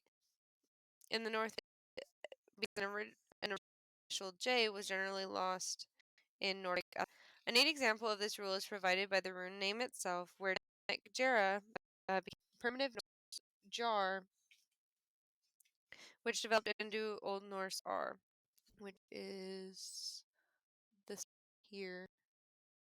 But this is a different picture than what I'm actually looking for, because they change all the time and not all of the translations are correct.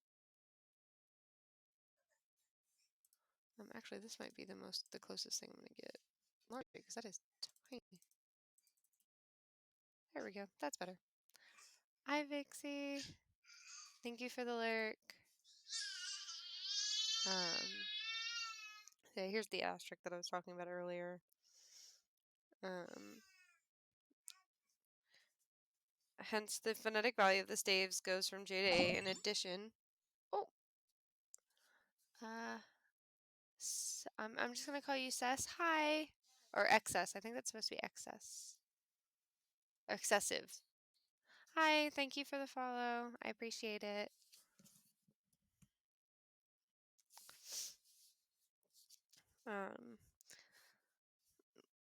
In addition, this one here went from A to a nasalized form of A. It is also important to notice the new ambiguity of the whole writing system, where many staves now have to represent two or more sounds, which is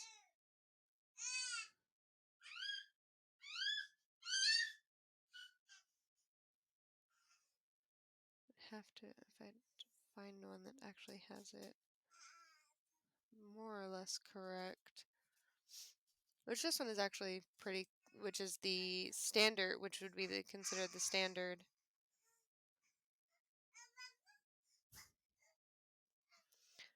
This one would be considered the standard Nordic Futhark. And as you can see, like they, two or more sounds. Like Awas was 4 sounds. Ages was 4 sounds here, and a lot of these represented 2 sounds. The traditional elements indicate the continuity of the two systems, both elder and younger. These elements clearly show that the transition from one system to the other was carried out within a cultic framework, and that the developers of the younger row had knowledge of the elder row and its traditions. I'm going to switch back over to we just talking. This conclusion is bolstered by the fact that all of this took place in what was essentially a non-literate society. For although the runes were a form of writing, they had not yet been generally put to the task of simple and profane interpersonal communication. For one human being to be informed about a complex system of any kind, for example, rune lore, he had to be told about it by another human being. In those days, the would-be runer could not go to a library and pick up a dusty tome about a long-dead tradition and reanimate it. The first element in this system is the continuity in the linear order of the staves. I'll go back to this for a minute so I can kind of point it out. Especially the first 6, which spell out Futhark. Otherwise, none of the staves of the younger Futhark is displaced from its relative position in the elder row. Certain elder staves are dropped and a new order emerges.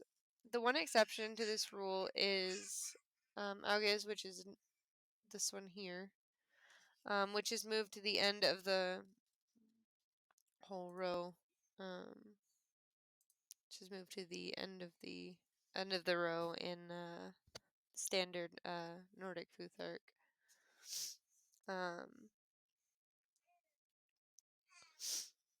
This is perhaps due to the fact that it occurred only at the end of words, but it also may have something to do with a conscious effort to preserve certain elements of the ancient 8 system, which the ancient 8 system would be best as, I think it's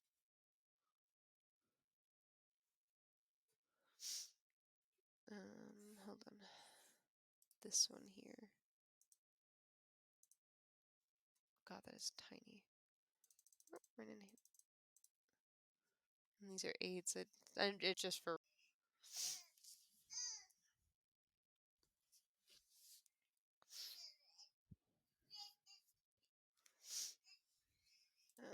we'll go back to this one though, because this one is the most clear before we go back to this screen.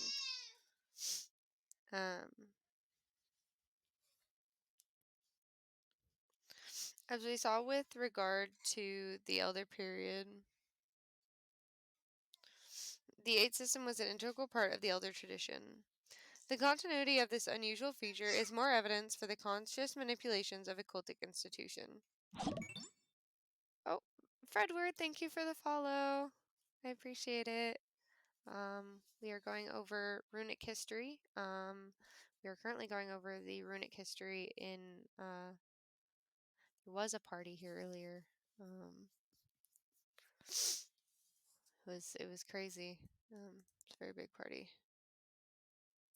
Nobody let me out know that you guys can start a hype train again.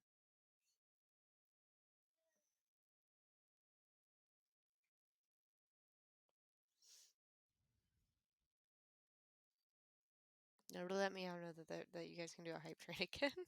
She'll start it.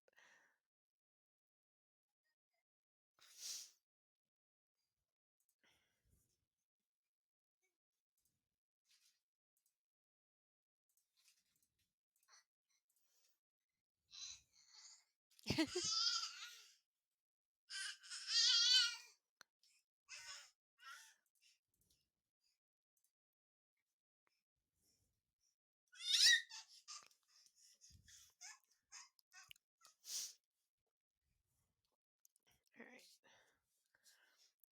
Where was I? Hi JJ. I'm gonna turn my light up a little bit.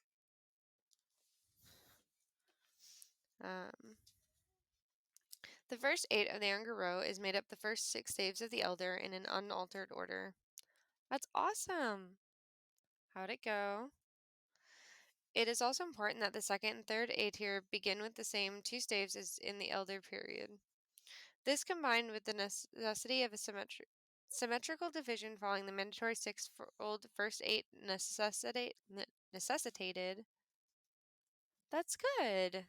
It's good. See, I told you things would change and things would look up.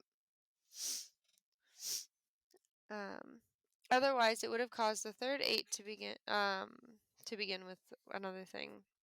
In any event, the continuation and indeed strengthening of the threefold grouping is a truly remarkable characteristic.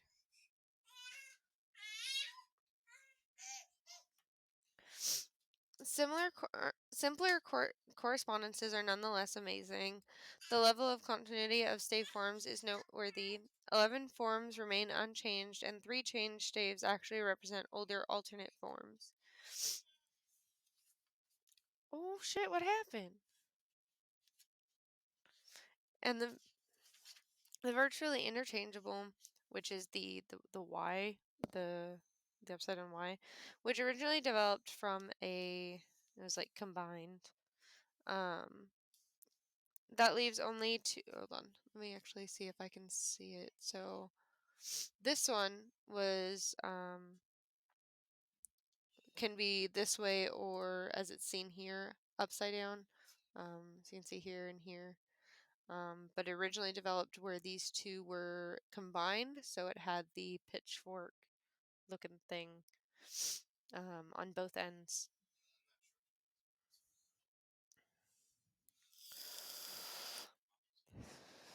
Oh shit. Hold on a second.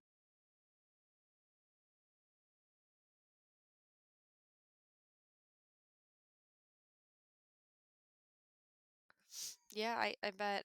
Hey, hold on, guys. Hold on, guys, just a minute. I will be right back.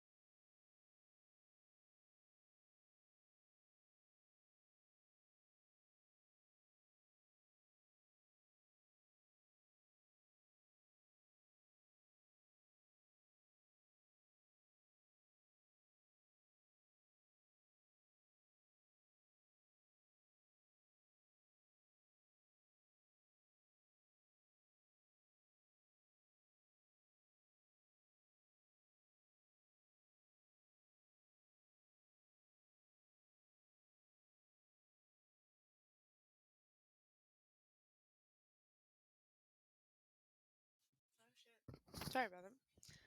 Hi, Air.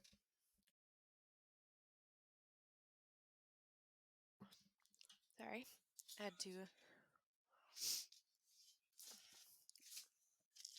mama duty called and also the hunger.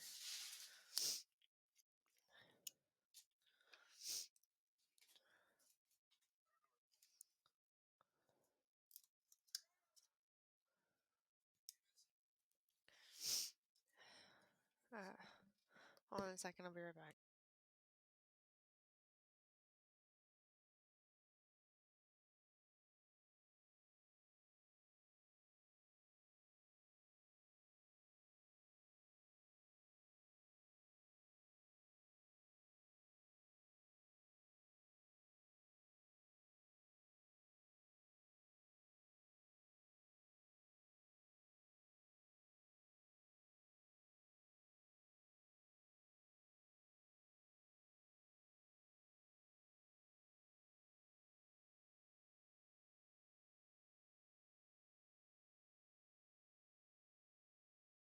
All right.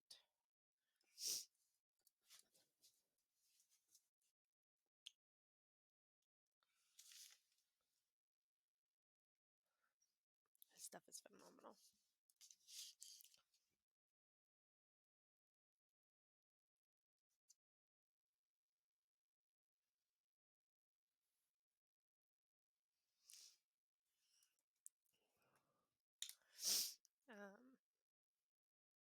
I will get back to reading as soon as I'm done eating. I'm starving right now.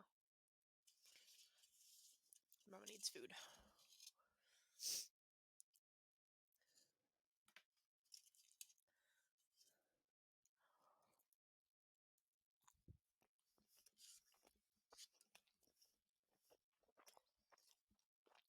Oh, that's good.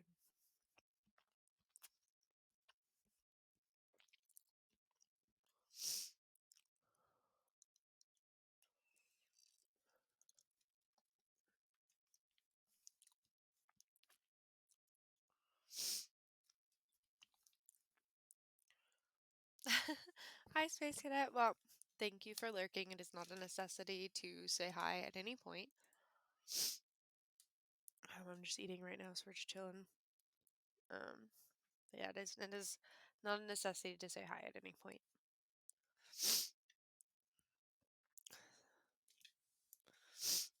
I'm just as happy to have silent viewers as I am to have people talking and it being a big old party in here.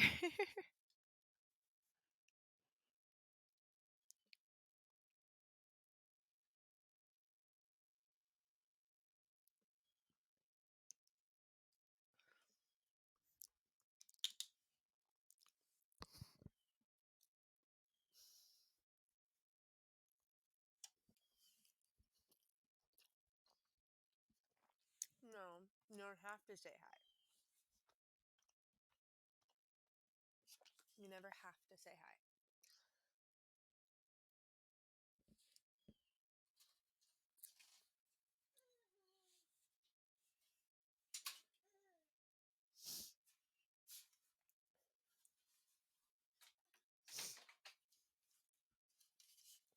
Nobody ever has to say hi or... Oh, hi. Oh, GR fam. Hi. Hi, Jamal. Thank you for dropping in. I appreciate it.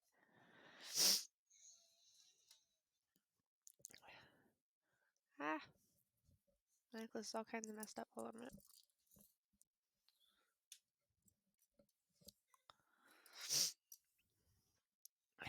Thank you for dropping in. I love to see new GR fam members coming in.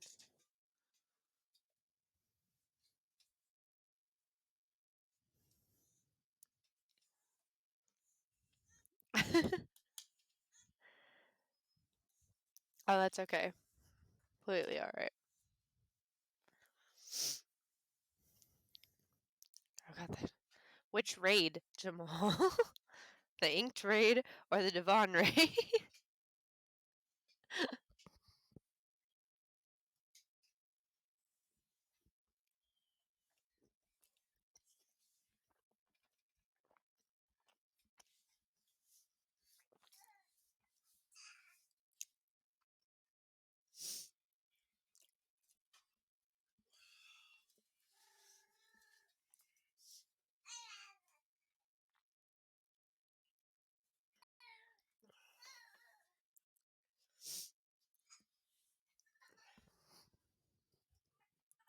There we go.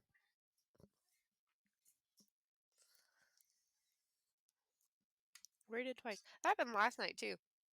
I got rated by oh god, they were in here earlier. Now my brain's just kind of lost it.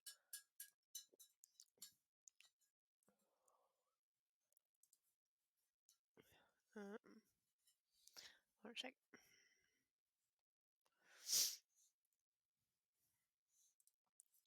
I got rated by Dead Wolf and a couple of zombies last night, like one right after the other. Happens all the time. Like I get rated, like it has to be like it comes in twos. Get rated, and then like another one will follow like shortly after. I'm like, what is happening? Why? So many raids at once.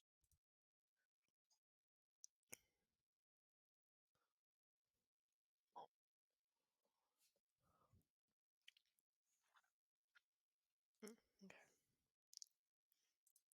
A lot of people followed me. Oh. 4 graphic designers today followed me on Twitter. Nice. Nice. Very nice. Fantastic. Hi, Shadow.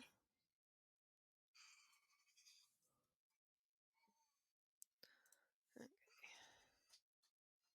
4 graphic designers.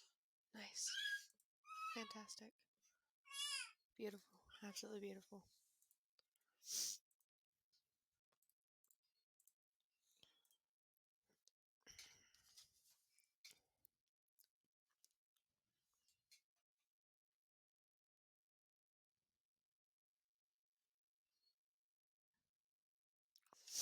Hi. We've taken a break so I can eat food. And turn down this goddamn light. Nice.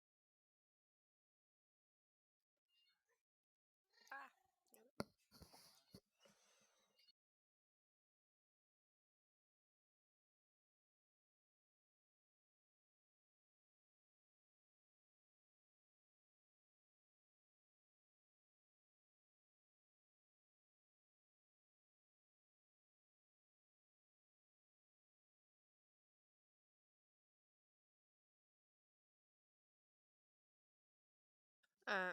Well, I'm gonna read a little bit more out of my book, and then that'll probably be the end of Mythology Monday.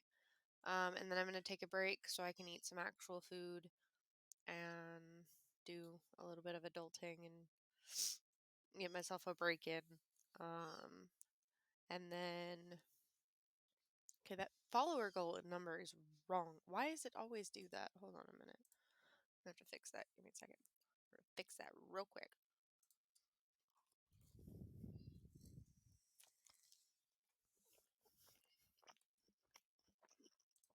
Hold on a second.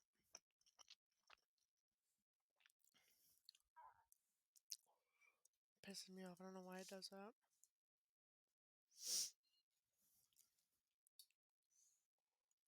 That goes. That needs to say 32 because that is how many I actually have.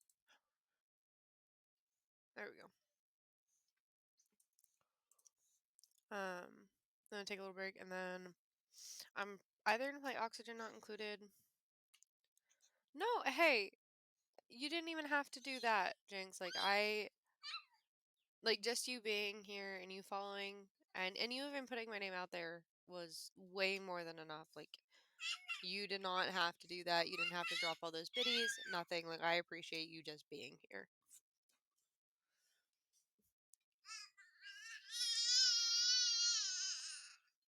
Honestly, like, I probably won't hit the goal this week, and you know what? That's completely fine with me. The followers they're going to come slowly. They'll come slowly and surely over time. And what? How much of that card have you eaten, child? Jesus Christ.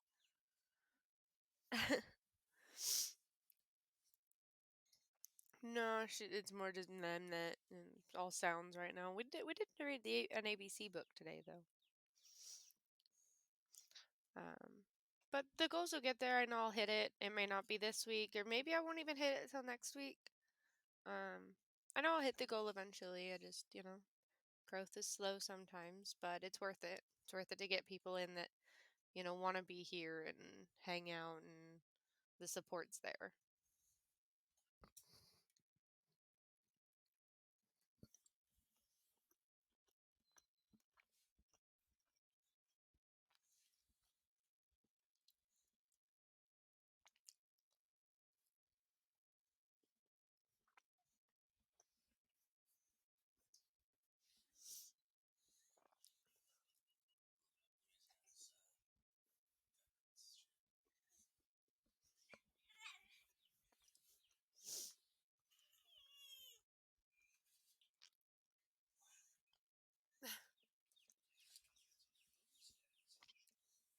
Well, by all means, Jinx, you do not have to do that. I tell that to people all the time. I tell it to Inked. I tell it to Waffle. I tell it to a bunch of other people. I'm like, you don't have to put my name out there. Like Waffle puts it in his title when I play stuff with him on the weekend, and it's not something anybody has to do. I'm happy just to have people, come in and want to be here and chat and just hang out. That means a lot more than anything else to me.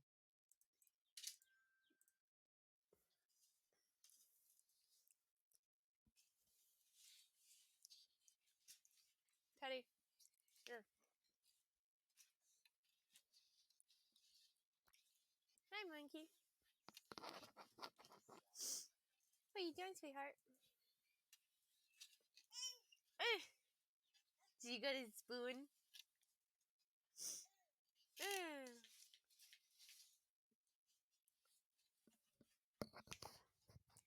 But you didn't even have to put it out anywhere. Thanks. Like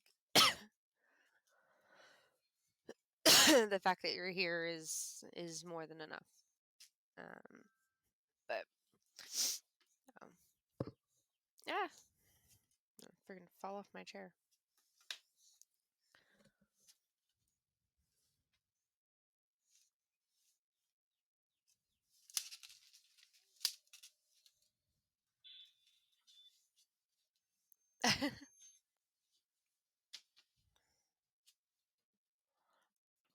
I try to jump in on as many people as I can. A lot of the people are from the GR fam, which is amazing. Absolutely amazing group of people, an absolutely amazing community.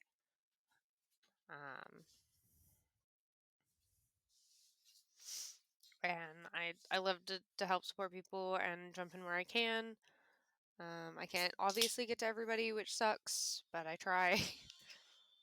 There's a few people I haven't been able to catch live. Like every time they go live, I'm working, or like I've got my hands full or with my daughter, and I just can't find the time sometimes, and it sucks.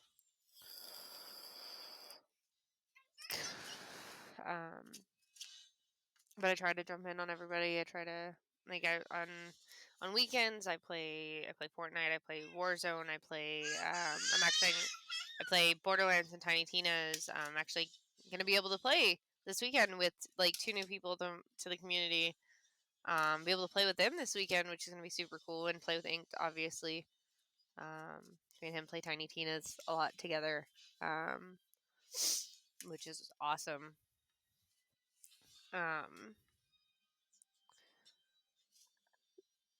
But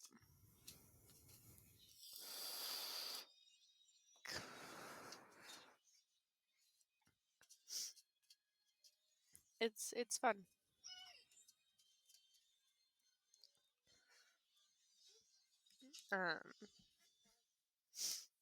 But like I had so many people tabbed up earlier before like almost all day before I started streaming just so I could support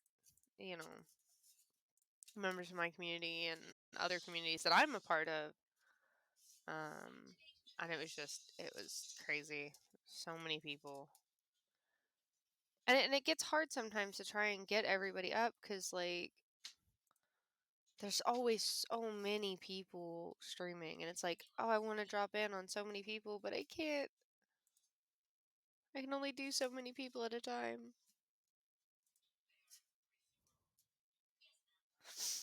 Otherwise it just gets difficult and it sucks.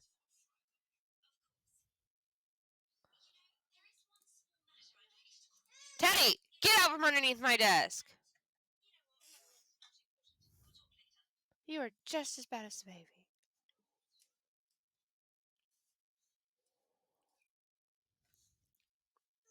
Like there's people I haven't dropped in on on ages. And I'm like, oh, I haven't dropped in or said hi or anything in forever. And I'm like, thick. So I haven't been able to drop in and say hi. And I'm like, they're going to think I don't care.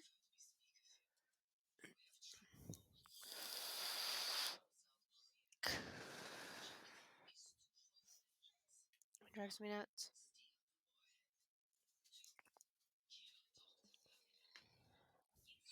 Alright.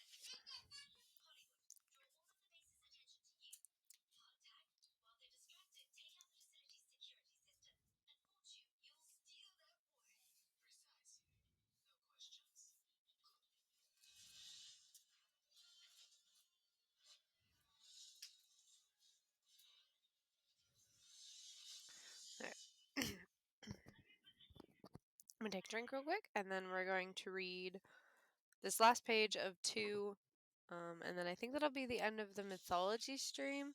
Hi, Darvu! Hi!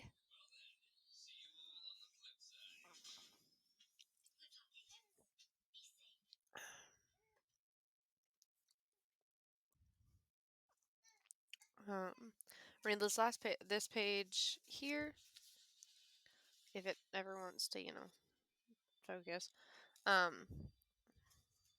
It's going good. It's been a crazy stream. Absolutely crazy.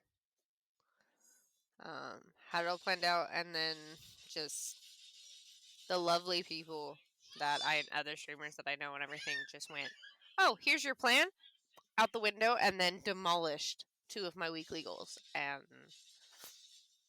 I cried.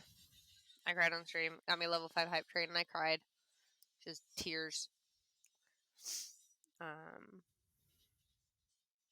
It's been crazy today.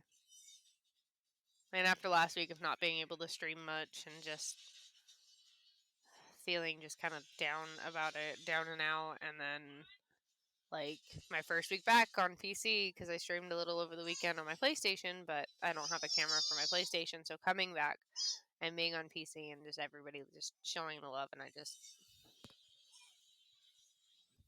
freaked out. Got raided twice, which was insane.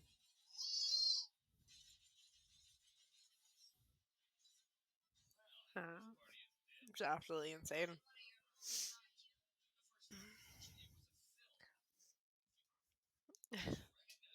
How are things going for you? How have you been? I haven't seen you. I haven't been able to drop in a minute. It's been a hot minute since I've been able to drop in.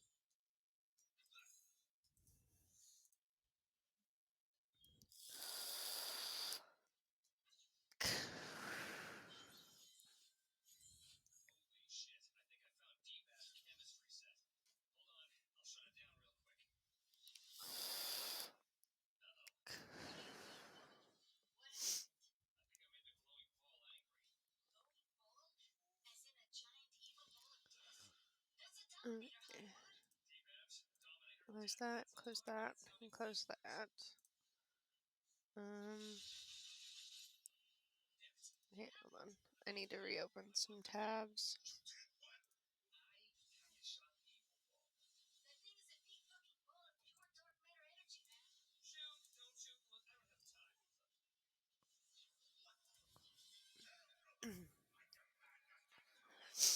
Okay. Go to this for a minute.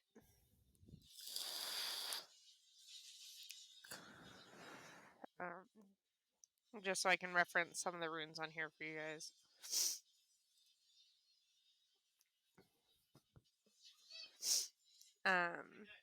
Alright. Where was I? And the virtually interchangeable, which is, again, this one, either upside down or right side up, used to be combined. It leaves only two that pose any problems at all, which is the one for M here, and which became, if I look here, this one that was M here turned into this, and this one became this here, and then where is it? It's not on this one. Hold on.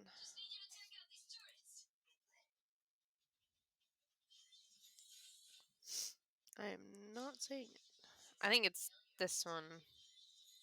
Might be this one here. Became. Oh, no. Here it is. This one here for H became the asterisk here.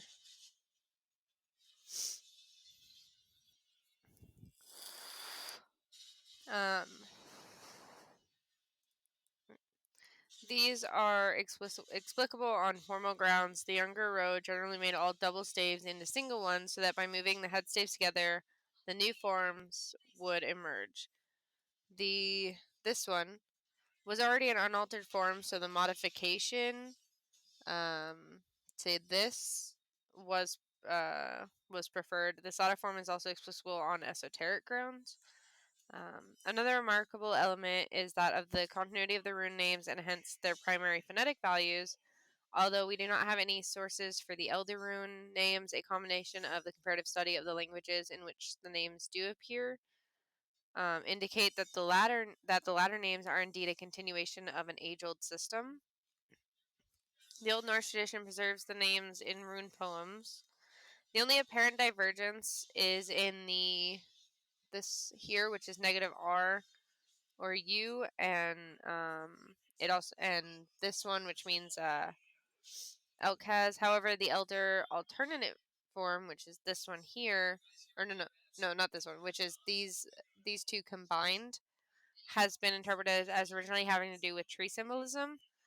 Also, the second rune here, this one, has received a secondary meaning, which is drizzling rain, which is explicable on mythological cosmogonic grounds. It seems necessary to assign an original homeland to the younger Futhark because it would be difficult to account for two simultaneously developing identical systems in both Norway, Sweden, and Denmark. Based on the evidence, the most likely location for this phenomenon is extreme southern Norway and the adjacent Swedish region, where rune activity had remained strong through the end of the Elder period. The time of this formation would have been the closing decades of the 8th century. From this location, it quickly spread to Denmark. There it fell on fertile ground and began to revivify the runic tradition in the Danish archipelago.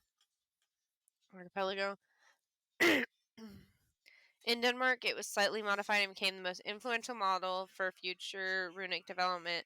This situation sprang from the general growth in Danish cultural and political influence in the region at this time. All of this leads us to a discussion of the most common forms of the Futhark actually codified in Viking Age Scandinavia. Despite the variations in the shapes of individual staves, they maintain a consistent inner structure and organization. So that's where we're going to stop it here for the mythology stream for today. Stream has been a bit overwhelming. Not in a bad way. It's actually been a very good kind of overwhelming. Hey, Sweet Pea. Sweet Pea. You're being crazy again. No, give me that. You can't play with that. Mama's just going to take that away.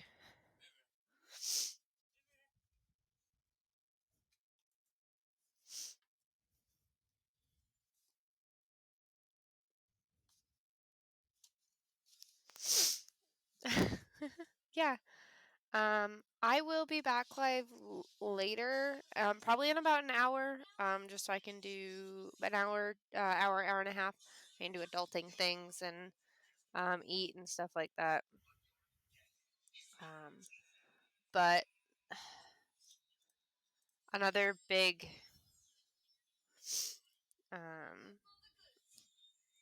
big thank you to all of my new followers.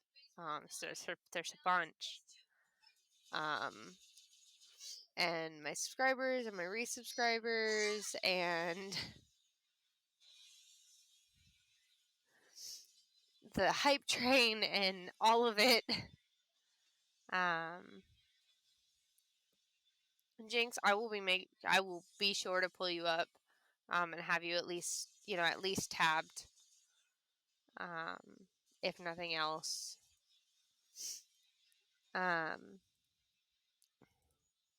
But thank you all again so much. For the beginning of the week, you guys made this an amazing start to the week, and I am so thankful for every single one of you.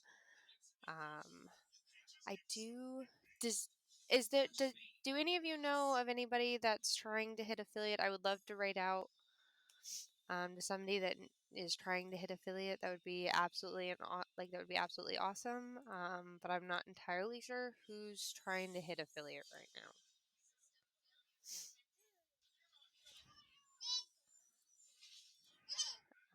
Actually, I know whose stream I can check.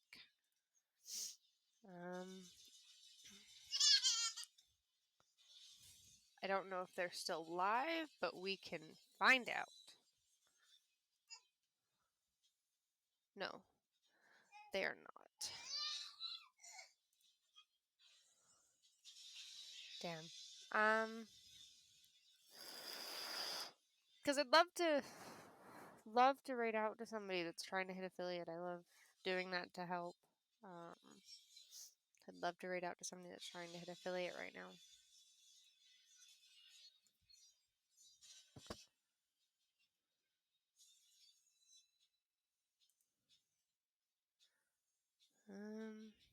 Let's see who I got on my list.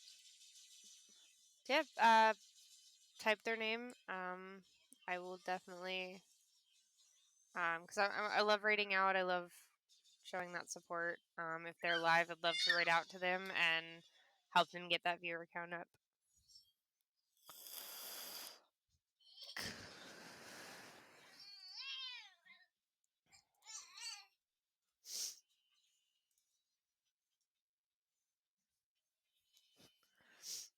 Cheetah 786. I want to make sure that I have them pulled up on my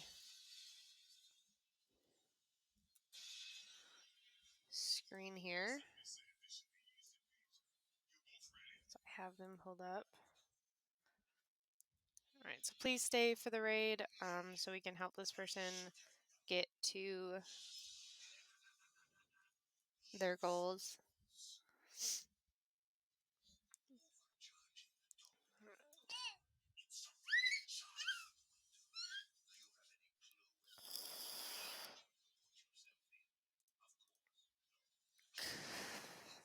Alright.